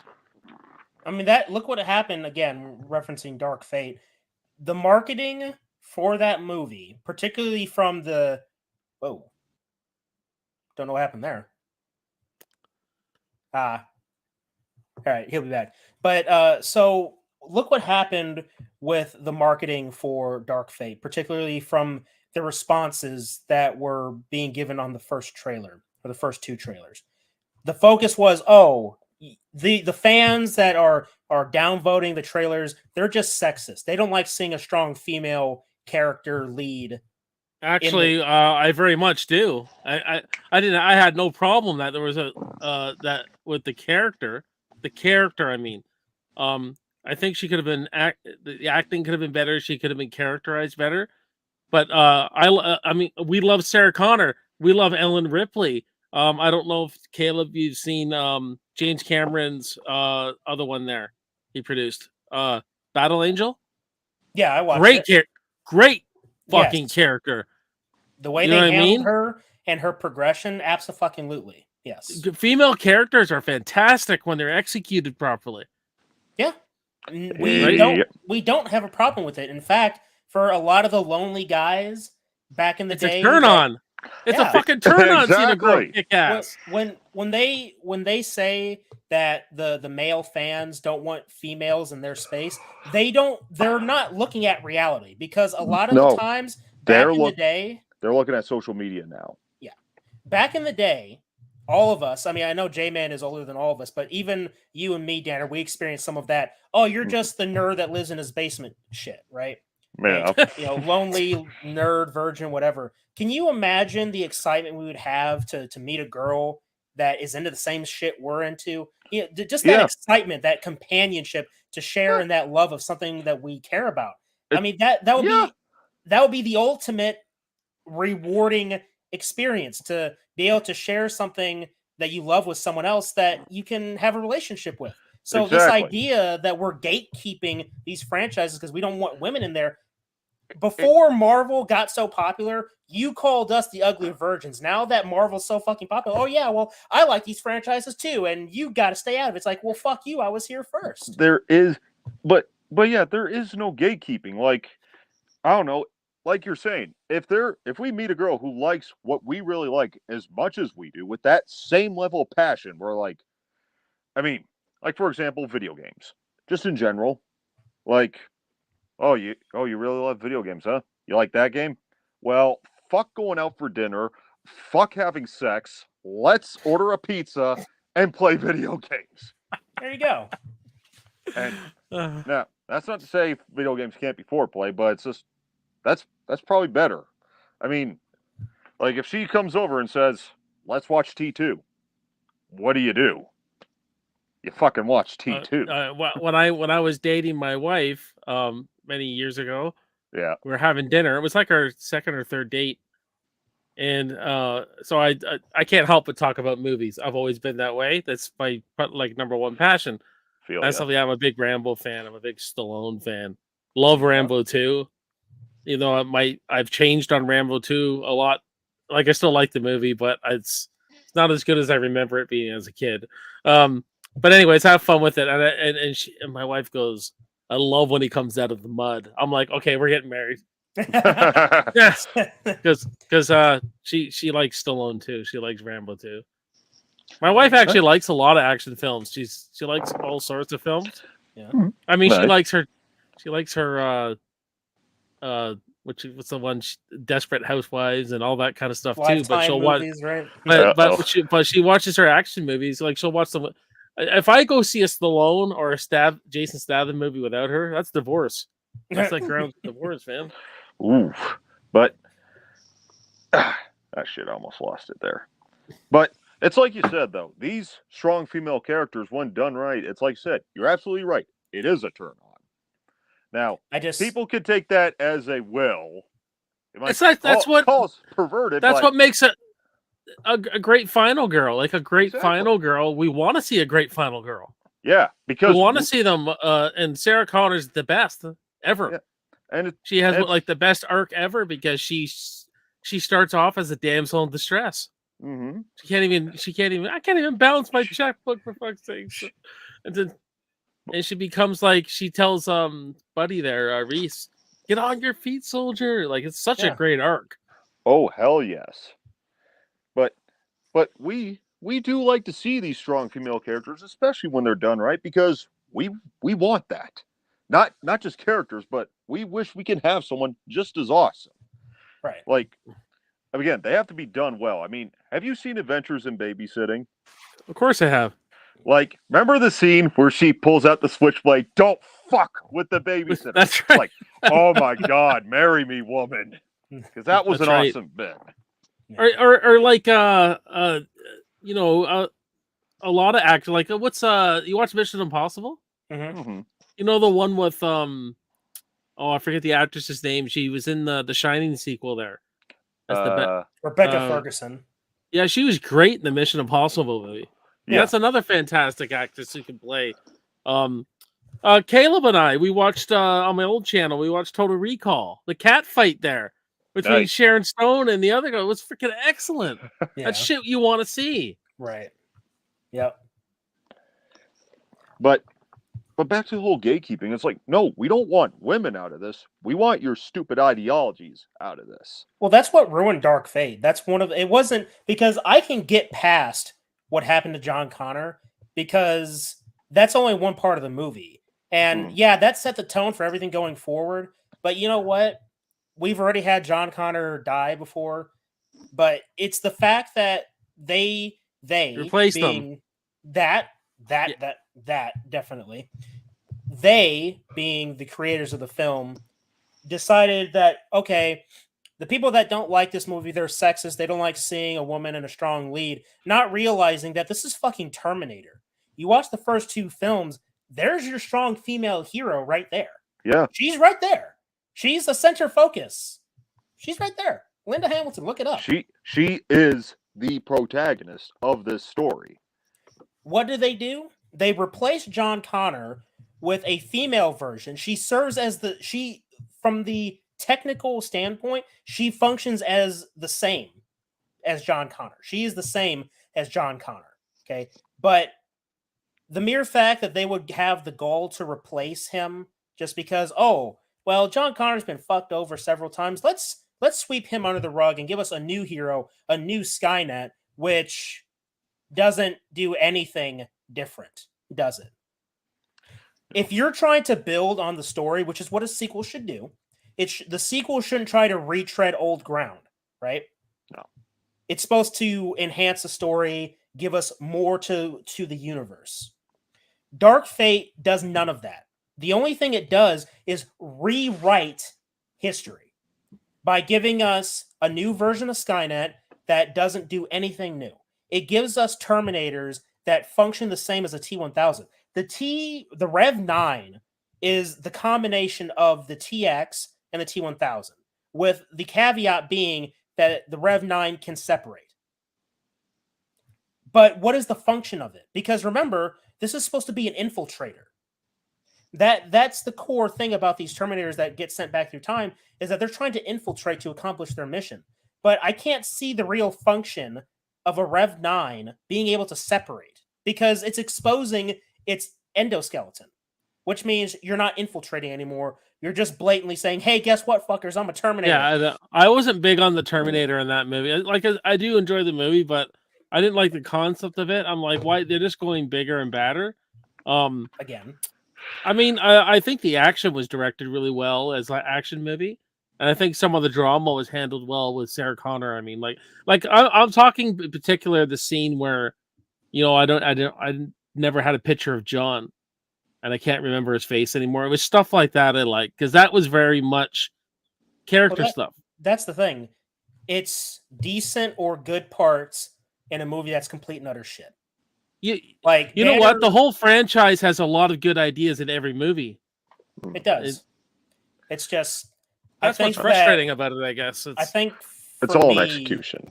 I think that for me, Dark Fate is the culmination of everything that the previous films did wrong, and then they injected identity politics to say, well, if you don't like this, then you're a sexist. You know, where was all the sexist comments for T3? I'm kind of surprised that they haven't even mentioned that yet. But this is before Ghostbusters 2016, though. Keep that in mind, because that is where it really took off with the whole Ghostbusters. I watched that Ghostbusters 2016. They just weren't interesting characters. It had nothing to do with them being women. No, they could have been dudes, and I still would have hated it, because it's like I said when we talked about The Predator. That movie and how the characters were, the way they were characterized, are all comic reliefs, and they're all fucking bantering with one another, and none of it's funny. That's what it would have been if they were all dudes in Ghostbusters 2016. It would have nothing to do with gender. It was incidental. I'm a big fan. It was election year in the States with Trump versus Hillary Clinton. So that and they politicized the shit out of it. Like the Ghostbusters Twitter page tweeting the hashtag I'm with her. It's like, Here we fucking go. This movie's doomed. It's You know like- what? You know what, Caleb? I don't know if you've seen them, but I've been going through the Dirty Harry series. And I got Dirty two more. Harry. Yeah, You want to I hook got me up with some Dirty Harry stuff? Let me. I'll be I got right two. I got two more to go. But this is a character you could never remake. Not in this climate. No. Not in this fucking. And I wouldn't even try it either. No, I would either. This is my point. This is a character who. This is a character who does things like he's fucking punching women out. He says racial slurs, but he's not really he dislikes everyone. He's kind of like a, but man, I'm like a person in this generation, or at least a person in this generation who gets offended easily, I guess. Yeah. Snowflakes. would watch Dirty Harry movies and just what? How could this be on TV? But, well, to those same people, I challenge you, maybe, go watch the Sean Connery James Bond movies. Oh, I'm sure they already have them. That's why they're trying to change James Bond now too, where he's got to be a bit more sensitive to him. It's like you don't know James Bond, do you? You know, and see, that's where I have a problem, Caleb, is when you're changing a character because you don't want to offend somebody. Yeah. Then you don't write a new character. Write your own pussy version of James Bond. Yeah, guess what? That's what they did with Luke Skywalker in The Last Jedi. They took a character who was the epitome of hope, who would not abandon his family and friends, who was willing to die just so his father could come back to the light. Yeah. Oh, but he sees that his nephew's having a few bad ideas. It's like, oh, got to pull out that paddle. Come on, boy. We're going to have a bit of Could you imagine? Oh, my God. Could you imagine if, for argument's sake, they remade Predator, what Dutch's team would look like?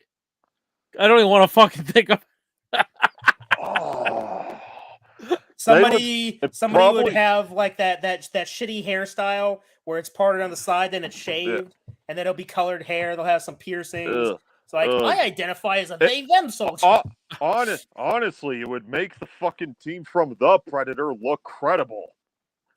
And that is a very scary world to live in. But you know what? I actually just ordered, I'm going to change the backdrop here. Yeah. I'm going to keep, but I ordered on Amazon today, Rocky poster, the original, Predator, the original, Terminator, the original, and First Blood. So I'm going to have my 4 favorite movies of all time on the. Yes, those are my top 4, everyone. Just so you know. Pretty good. Yeah. I'll go have them in the background if I can kind of fit them in here somehow. Bye, Michael Myers. You're leaving. Yeah.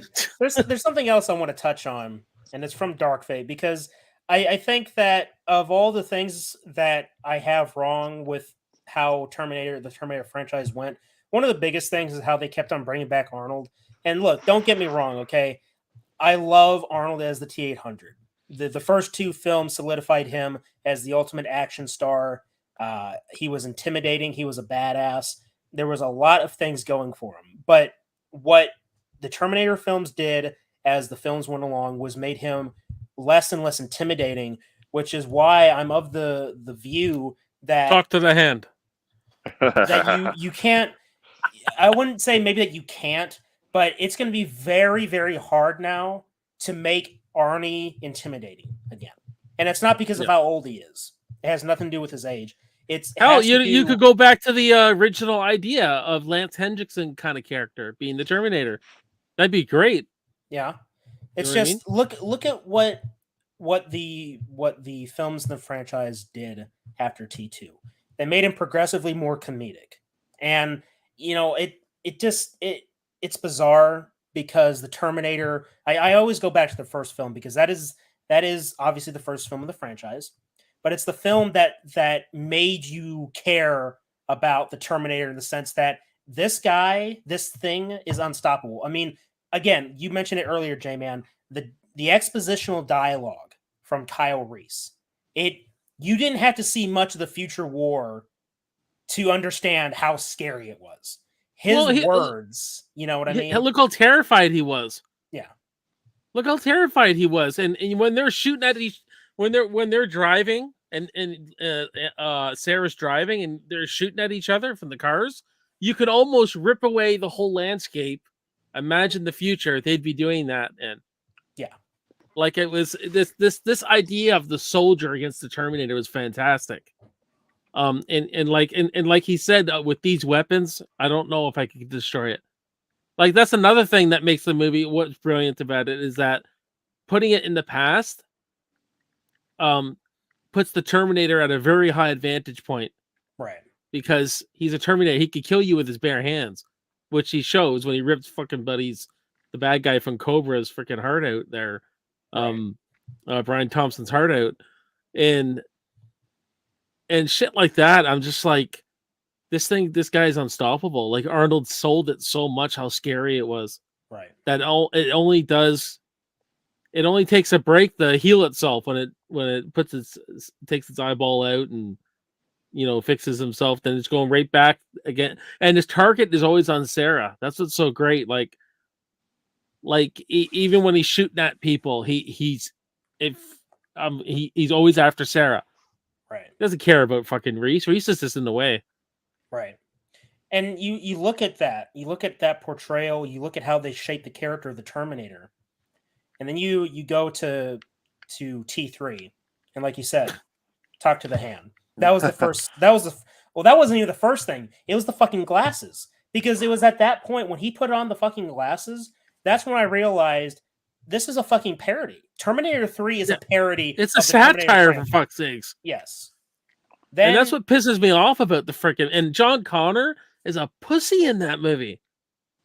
Yeah, like he does not have one tough bone in his body in that movie. You would think that at a young age, understanding everything about the future and the experiences with the T800 and the T1000, your perspective on what you should do in the future, you would think that would shape somebody's mind. Like, okay, no more fucking around. I got to do the best I can to survive because we destroyed Skynet, but why do I have the feeling that they're still out there? And again, alternate timelines, it is still out there. It can always still come back. Kate Brewster was tougher in that movie.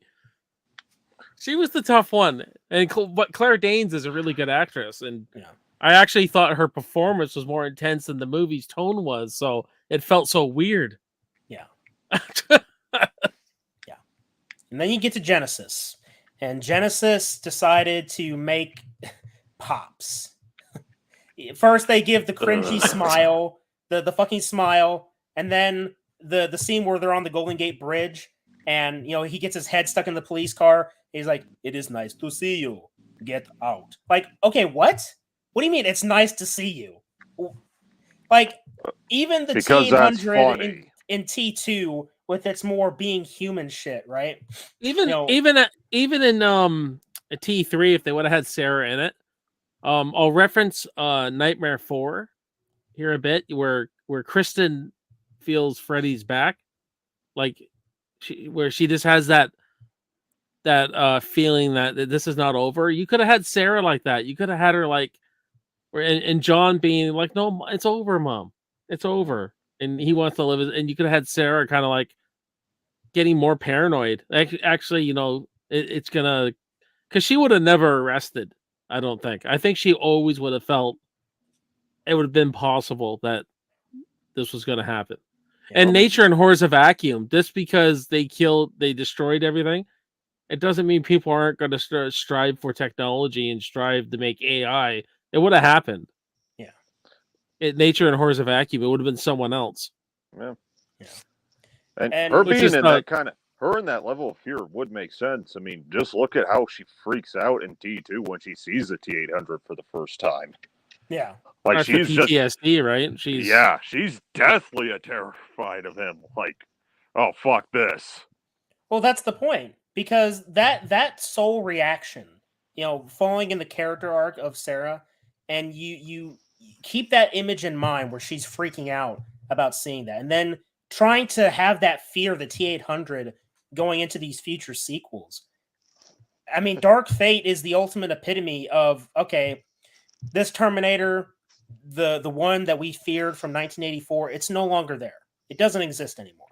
that fear, the fact that that the mere fact that there is a machine with living tissue over it, it's no longer scary because he invests in doing draperies.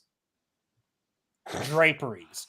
Oh, he feels bad for Sarah Connor, and to sort of make up for that, he sends her on these missions to eliminate Terminators, and then he befriends a single woman with a child, to be that father figure. Oh, there's no intimacy. I'm just supporting her. He didn't say it like that, but I'm good at changing diapers. And you have to keep in mind this used to be a Terminator. The only thing that if you ask yourself what a Terminator would do to blend in, I could always imagine a Terminator being like in the weapons department, like being maybe the owner of a gun store, having the knowledge of weapons, right? That would be fitting. If it goes about its daily life to mimic humanity, to blend in, he would be in guns. Easy. That actually would have been pretty cool, actually. That would have been like that would have been running a gun store. How you doing, Good Real Hunting? Brett Hello there. Brad? How you doing? I'm pretty sure that's probably Brad. It's usually him. Hey, Brad, man, what's going on, buddy? Good to see you. But yeah, guns. I mean, be in a fucking gun department. Hell, he could have even been in the military for all we know. Any way to blend in, right? And to blend in a way where it wouldn't be as obvious, right? Because or stupid. Having fucking draperies, or like it'd be like a fucking sitcom. Oh, let's see what a futuristic killing machine would do in an average everyday family. I mean, think about the stupidity of that. That's SNL level of stupid. Yes, that's exactly what Dark Fate did with him. I couldn't. Oh, he's looking like a badass. No, this is not a Terminator. It's not. It's not a T-800. You know what? We're going to watch Dark Fate, Danner. I'm sorry. I'm going to put you through that torture so you can share in my pain, and we can rage together. Okay, but we're still doing Doom Annihilation first. Hey, Caleb, we should do episode 7. Caleb, we should do since you're the Godzilla guy, I'm a King Kong guy. We should do a King Kong Godzilla stream. Let me know when and where.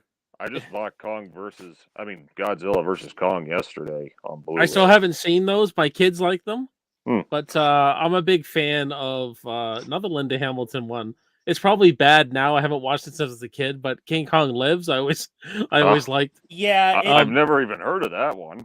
Okay, so you gotta watch King Kong. You remember Lives. the 1976 King Kong with Jeff Bridges? The sequel to that.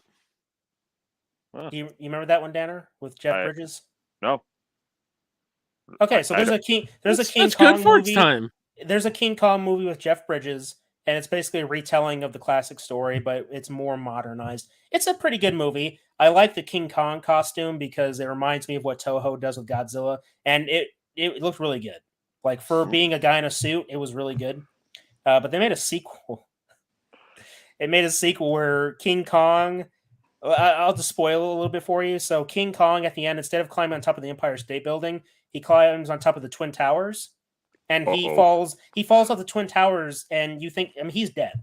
He's fucking dead. But King Kong Lives comes along. Oh, yeah. He's alive, but he's like in a coma. So they do a heart transplant.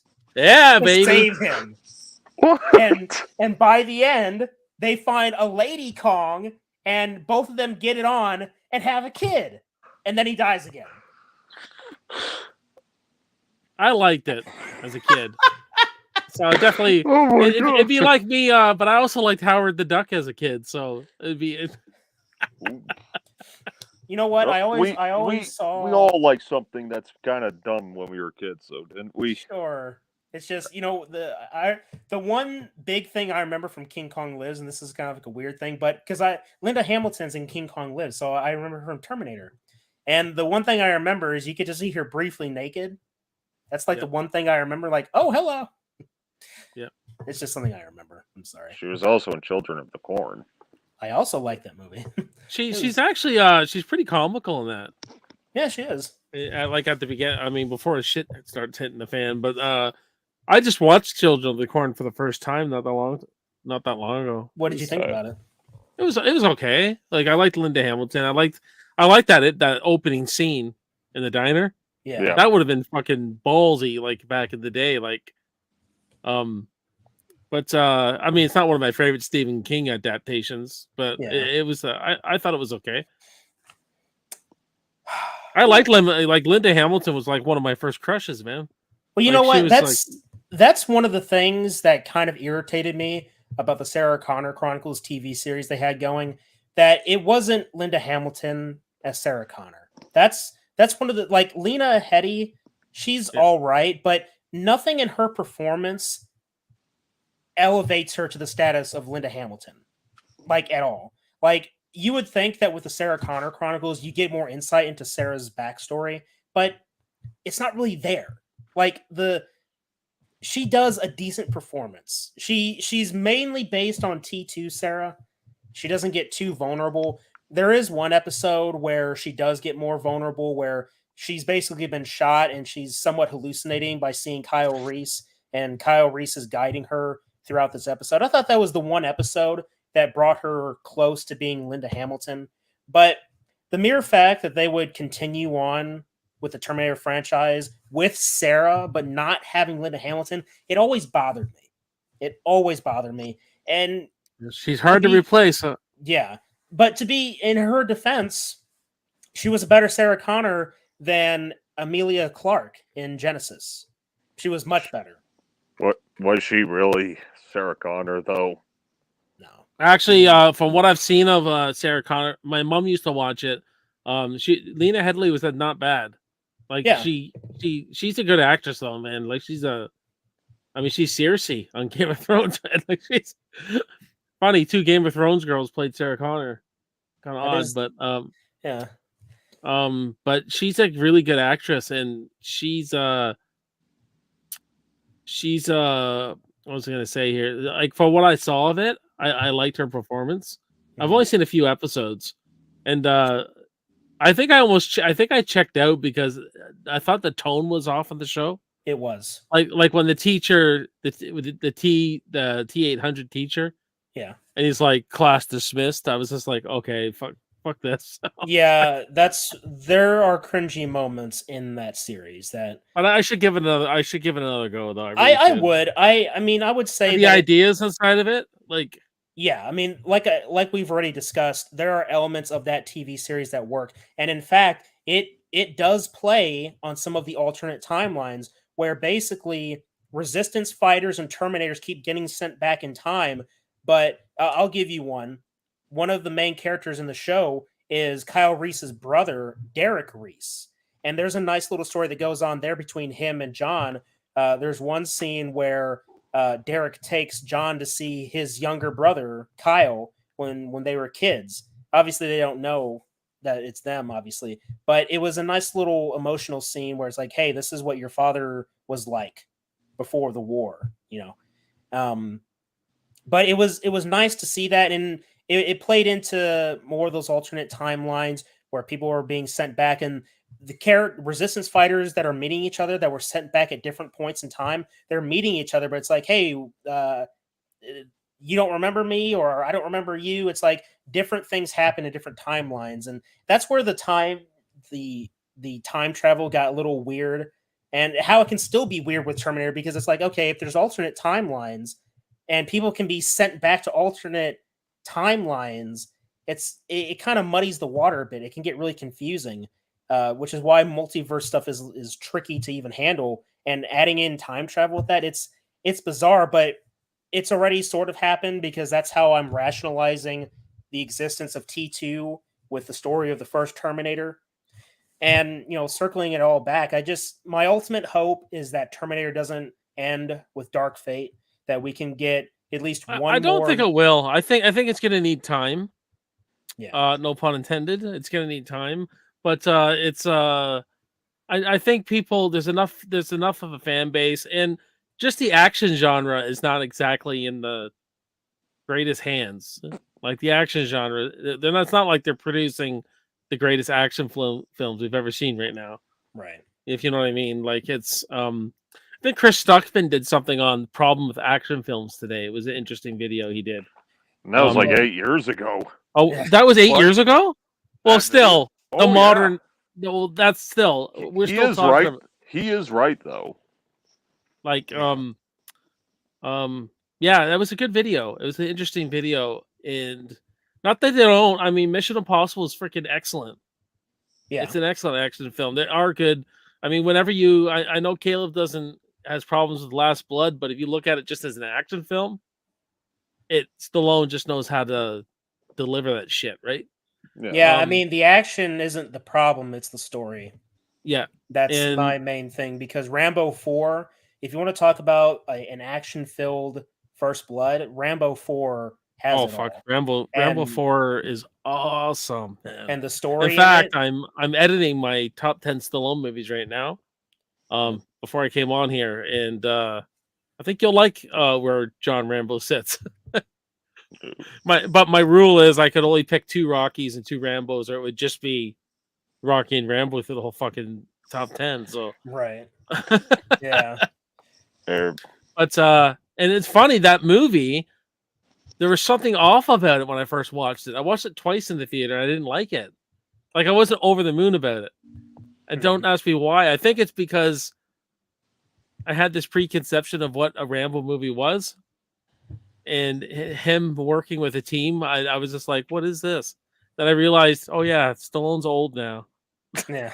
But you know what? The story kind of reminded me of Predator just a little bit, where you have a squad of soldiers going into the jungle to rescue hostages. You know, it kind of reminded me of Predator just a bit. And it was actually in that when watching that movie where I had another one of my Predator ideas. Where what if you had a Predator in this movie? You know, Hmm. I have this thing where if I'm watching certain movies and if it's good or bad, it can be either. Where I'm like, huh, I wonder what would happen if you put this character in the movie. Like, how I would it want to change see. it? I want to see someone do a Predator movie. Like, I think I texted you on this, message you on Messenger on this about Predator is put into the shoes of Dutch, where he's being hunted, Yeah, whether it be with primitive weapons where he doesn't have any weapons, he crash lands and everything gets. Or so you're rooting for the Predator. Like, let's Yeah. make it about him this time. yeah, And like maybe a planet where there's gigantic monsters, like they're like and you could make it like a huge blockbuster movie. Like it could be like with really cool effects, and you're rooting for the Predator to come out on top, but he's completely what do you call it? He's being hunted. He's the one who's being hunted, and he's got to figure shit out. Like he gets put to the test. But after he wins, he becomes the ultimate respected Predator. right. Is what he did. Like something like that. Something where you do something like that. Yeah, well, I mean, they sort of dipped their toes in that, but fell flat on its face with, that movie. hey, They- there is they- a Predator game They kind of called went there. There's a game called Predator Concrete Jungle that focuses on one Predator essentially trying to undo the fuck ups he did.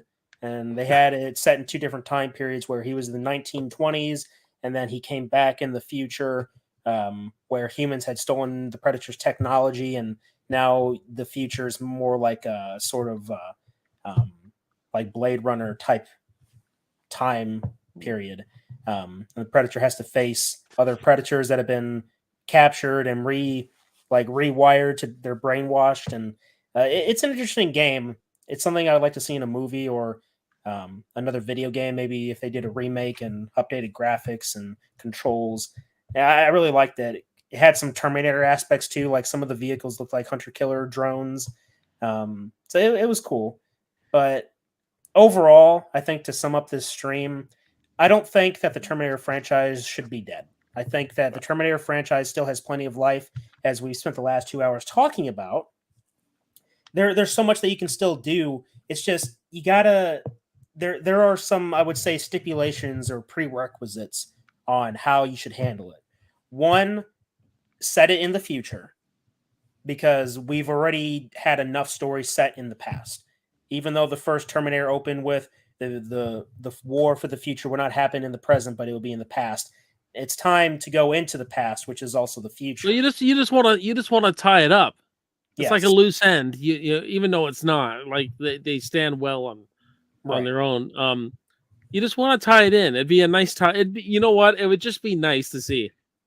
Yeah, I think okay. So setting it in the past, that's one. Two, this is like more of a personal thing just for me that I'd like to see. It's not mandatory, but it'd be nice to have Arnold be in the franchise, but not as a Terminator, be as what will be the template for Skynet's T-800s to connect things. It's like, okay, so this is why the Terminators look the way they do. Now, of course, we know that there's more T-800s, different looking T-800s, more infiltrator units, sure. It's just for the sake of giving Arnold one last send-off for Terminator that doesn't have him look like a fucking idiot. Have him be a survivor in this future war, and then he eventually gets captured. Of course, the movie will go on, and then we'll see the progression of it, where, okay, now we got this Terminator being sent back in time, or the two Terminators, then we get to see Kyle Reese. All these sort of things would happen at the end. You don't want to have it happen in the beginning, per se, because then at that point, the war would be over because the Resistance would win. Skynet's been shut down. But have a proper future war movie in the style that we've seen from Jim Cameron, where it's dark and gritty, where you have the dark being contrasted by the neon lights of the Terminator's, plasma rifles and just the hunter killer drones and shit. Have these elements there because we haven't seen a proper future war. That's why I'm praising Terminator Resistance, because it gives us that. It gives us that dark, gritty future that we had seen in the movies, and it gives us a character to relate to. It was a new character. The main character you play as, his name is Jacob Rivers, and there's a really cool story about him that I don't want to spoil, but it's nice, and it's literally like a side project. It's a fan project. The people that developed it, ironically enough, were the same people that developed Rambo, the video game, which was an utter piece of dog shit of a game. But they came up with this game, Terminator Resistance, and it was actually really good. And it gave us a story that connects to the first two Terminator films. Give us a movie about that to save the franchise's name one last time. You don't have to make it a full franchise. You don't have to make it 3 new movies coming out. Just give us one good movie set in the future war to give us a nice Terminator trilogy that people can enjoy. Yeah, but they'll just try to milk the cash cow for all it's worth. Oh, I mean, they would have references to the first or to the other films up the ass. I'll be back. Come with me if you want to live. Say that's a nice bike. I mean, we don't, and I will say we don't need another scene of him walking out of a bar fully dressed and playing "Bare to the Bone." Yeah, which was flawless, by the way. Oh, obvious. Oh, for sure. But there you go. Any final thoughts on this subject, my friends? No, I don't think so. How about you, Jamie? No. I will say if it's one thing, if I was to ever make any movie or any fan film, it would be for the Terminator franchise. Though I think it's a franchise that needs a lot more fan films in it. I think you could do a lot of. I mean, it wouldn't be hard to get. Take a look at someone like Peter Anthony, right? Mm-hmm. The ragtag group in Roseblood. Putting all of them in a Terminator future kind of thing. Hell, freaking Peter Anthony could play a great Terminator. Oh yeah, for sure. You know what I mean? You know what I mean? And having something like that, finding a piece of land for some bunkers and having a dark, like, you could do it, or just do like a short, like a little mission, like a 10-minute movie mission here, and see where. I just think there could be a lot more with some thinking. Getting a good story, maybe think outside the box of it. But yeah, I would. It'd be a dream of mine to do a fan film on Terminator. Oh yeah, and I think every time I get into Terminator and I get in that mood, I just get sucked in by that whole world. Yes, because it's still my favorite James Cameron movie of all time. It's the first Terminator. Yeah. Ooh. Yeah, I think that as far as Jim Cameron films go, that I put in like a top 3, it would be Terminator, Terminator 2, and Aliens. Yeah, I agree. I mean, those are 3 of his best films. Um, Definitely. I like that's why when I was on Kyle's channel a couple weeks ago on my top 10 favorite films, which is not like a solidified list, but most of those films that I had on there were were a definitive. Yeah, that would be if I had a definitive top 10 list. I had the first Terminator in there, and it was really close because I love Terminator 2. I love it very much because when I first got into the Terminator franchise, my dad showed me Terminator 2 instead of the first Terminator. And then I eventually watched the first Terminator, and they connected so well, you know. And but I ultimately put the first Terminator in because I enjoyed the future war scenes so much. Like that's why I put it in the opening intro for this stream, where you had that sound, this that sound.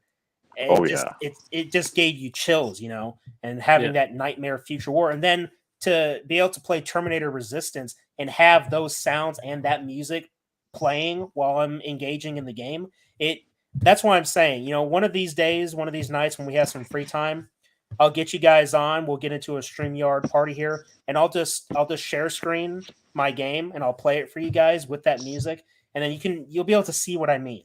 Just be Yeah. because it really it puts you, it immerses you in the Terminator world with the music and just the visuals. It's great. I enjoyed it so much. So for those watching, look up or research Terminator Resistance, the video game, and pick up a copy if you can and play it because it's worth it. I promise you. Even if you don't have the music and you're not gonna maybe not have the same experience to the letter that I did, you're still gonna enjoy the game. It has a really good story that connects to the first 2 Terminator films. And a little bit of a spoiler of sorts here. Your choices matter. Like you're going to be given dialogue options that will change the way the story plays out, including towards the end of the game as well. But it's worth it. It's worth it. So that's what I have to say on that bit. So before we get off, J-Man, you got anything up and coming on your channel that you'd like to tell the audience? Oh, fuck, a lot. Well, this channel is running a bit differently. I just do reviews and rankings at this point. So I'm going through several franchises all at once because I don't want to get bored. I found before when I was going through one franchise at a time, it was getting not bored, but it you might run into a bad movie. I'd get lazy. Anyways, so I still got a couple more Dirty Harry reviews to do. I'm going through Nightmare on Elm Street. I'm going through Rocky. Those are pretty much the 3 I'm going through just to switch it up. But I'm working on my top 10 Stallone movies right now, so hopefully that will be out Saturday or Sunday. Mm-hmm. So join me for premiere of that. And once that's done, I did top 10 Arnold, did top 10 Stallone. Once that's done, I'm doing an Arnold versus Stallone, where I'm going to pit against the top 10 Arnold movies against the top 10 Stallone movies with 10 rounds. So it's just going to be me. I'm not going to have anyone on there. It's just going to be me going through. It's going to be a cool video because I'm objective with this. I took the top 10 according to Rotten Tomatoes, both scores, not just their score, the audience, Metacritic, IMDb, and who else? I think that's it. And I averaged it out, and I took the box office into account, and you would not believe the matchups. Okay. But the matchups ultimately will be my heart and be what I think. We're going to see who has the best movies and see who's the best. So like, I could tell you that T3 made the top 10 Arnold movies. It's actually rated that high. Opposed to like there's some movies that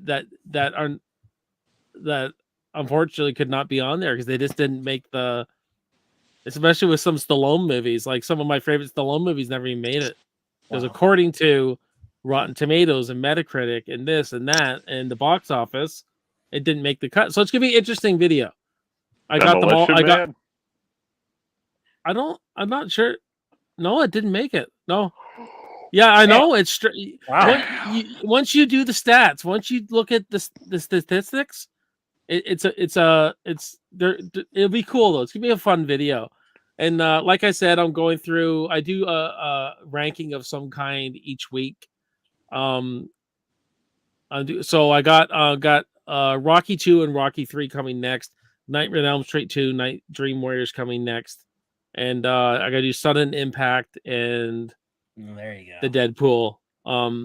Nice. And doing stuff in between, but I'm just tackling many franchises and just punching along with reviews and rankings. I'll be ranking all the Darth Vader Force chokes.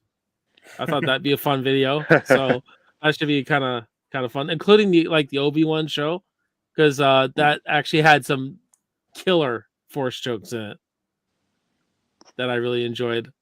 So I'm taking that into account, but I got a lot of shit coming down the pipe. So the channel's kind of taking on life of its own by being 70% action, 30% horror. So I guess I'm doing the opposite of what most people are doing. Yeah, it seems like good. It seems to be working. It seems to be people seem to be liking all the Charles Bronson movies and the Clint Eastwood movies, and I did Bloodsport, and I did all sorts of stuff. So, but yeah, that's what's coming up eventually. I think that there's a calling, or there's a taste or an interest for some of these classic films, because I've noticed, and look, we've talked about this many times with the war in pop culture, how just the quality of the entertainment has been declining, and why people are going back to these older films. Even these freaking corporations that can't stop resurrecting old franchises. I think there's a reason why everyone keeps going back. It's because there was more care and quality and attention to detail and respect, not only for the franchises that they were making, but for the audience that was watching them. I just reviewed Mr. Majestic. It's a 1974 Charles Bronson film, and he released this and Death Wish within a week. Could you imagine Stallone releasing 2 movies within a week of each other? Like that, that was kind of odd, I found. Yeah. But anyways, in this movie, there's a car chase at the end where he gets away in a pickup truck, an old 68 Ford. Mm-hmm. And this thing goes to fucking hell. It's doing Dukes of Hazzard jumps. It's going through freaking kicking up dust and gravel and going through, rocky hills. And you just don't see chases like that no more. Yeah. You don't see chases like that. You don't see real dirt being kicked up. Like, I remember watching one of the Marvel movies, and he gets off on a motorcycle, one of the characters. Mm-hmm. It was all CGI dirt getting spun up. And just like, they don't make them like this. And I just appreciate it. I appreciate the raw, visceral approach to everything. The grittiness. Yeah. The grittiness is just something that's just... it's missing. I just really like it. That's something that I noticed, with even the Terminator films, especially in Genesis. We already talked about that scene in the Future War where you have the giant CGI Terminator crab robot pop up, and it just looks so sharp and pristine. It's like, that's not the Future War that I wanted to see. Some of the color contrasts were about right, but that's about it. Everything else, it was just off. It wasn't dark and gritty. It's like we've already said that it was almost like these people were models walking off a set. That's something that I even saw in the newest Predator film, Prey, where the Native Americans, they were all clean and pristine. They didn't look dirty and gritty. They made the fur trappers look gritty and dirty because they were the villains. They looked the most filthy, which I think was a little something there. And I want to point out too, I'm enjoying the hell out of Daner's Disney reviews, the classics there. The Little Mermaid and the all that kind of shit that I grew up on. Yeah. Right on. Yeah. Lion King will be next. So. But yeah, it's just, I think that there's a longing for the quality content, which is why I'm hoping and praying, and I'm noticing it already, that you have alternatives that are sprouting up. The fan films are a really big indicator of things. I mean, because with how many Friday the 13th fan films there are to keep the franchise alive, because somebody wants to be a greedy asshole with money and not letting the franchise flourish and making more money by letting the franchise flourish. But there's a calling, there's a longing, there's a desire to have better quality content, which is why I want to. That's why we can still bring up things from the past. I wouldn't say that don't go the way of like Disney where it does like a reboot or a reimagining, where you're just completely changing the formula to the point where you're no longer recognizing the old franchise that you're playing in. You have to remember that. Well, that's the whole idea of my Backtrack Cinema. I was just because I'm a type of person who's too busy. I can't go to the movies every week, so you're not likely going to get new reviews from me. Yeah, but that's why I decided. I said, you know what, I'm just going to talk about movies that, like I felt the old channel, I was trying to do too much, and the channel became like a junk drawer. So I wanted to condense it and focus it more on a certain, and it's been working. It's been working. I've been seeing people on social media now saying, "Oh yeah, I love the action content he's doing." Yeah, and it's like, "Oh, I didn't know that. I didn't think that the Dirty Harry talking that was going to take off. Apparently, people like it. So, and I'm getting requests. I'm getting requests too. Like, someone said, "Can you do Stone Cold?" which is a B movie biker kind of action movie in the early '90s. I'm like, "Oh yeah, I remember that movie. I'll whip that out for you." But like so yeah, that's what's it just seems focused and easier. That makes sense. And I just do not have time for live streams like I did. Like, I don't have to get up till 7 or so tomorrow. Take my kids to school, so that's why I was able to do this. But yeah, the old J man hit a burnt out for a long time, so I had to step back from live streaming. Yeah, and I'm gonna come back with some I'm probably gonna do a Q&A soon, maybe a movie trivia Q&A night. Because it's I'll pop my face in every now and then. I'll be on Kyle's show in March. Yeah. So we're doing something, but as far as I'm just doing pre-recorded now, everyone. So if you're watching after the fact, come out to the channel. It's all pre-recorded stuff, so it's highly edited, and it's got a good, sleek, polished feel to everything. It's fast. It's quick content. It doesn't take long. I don't really meander too much. I get in, get out. Yeah. Yeah, definitely for those watching, make sure you go subscribe to Backtrack Cinema. J-Man has been doing this stuff for a while. He puts out a lot of great content. I have a fond memory. One of the first videos I watched from your channel, from your old channel, was when you were doing a review for Silver Bullet. Yes. Yeah, I'll probably... in fact, actually, I went back on my old channel and thought, what could I salvage? So I'm actually re-editing every Terminator review. I'm just condensing them and just so I'm gonna bring those over because I thought, you know what, my thoughts have not changed on this franchise. The only thing that will change most likely, I think, I would probably put Salvation over Dark Fate now. It's just depending on my mood I'm in. Because I like both of them, but I think Salvation's a more better story in the sense that at least it doesn't kill. Of all the things, he gets shot in the chest too. It's just like a slap in the face. It's like, first he gets shot, then he's on the ground, and then Sarah just watches the Terminator just waste him. It's like it watching T2 and then jumping straight from T2 to Dark Fate. It almost makes you wonder, well, shit. Then everything that happened in T2 was for nothing. It was all meaningless because in the end, Skynet won, but they didn't win in the way that you would think because, okay, the last T-800 in existence from Skynet completes its mission, but it doesn't make sure that Skynet, its own creator, gets created. Instead, a new computer system is created with Terminators that look similar to it, but it wasn't because that Terminator told them to do it. The creators of this new system, Legion.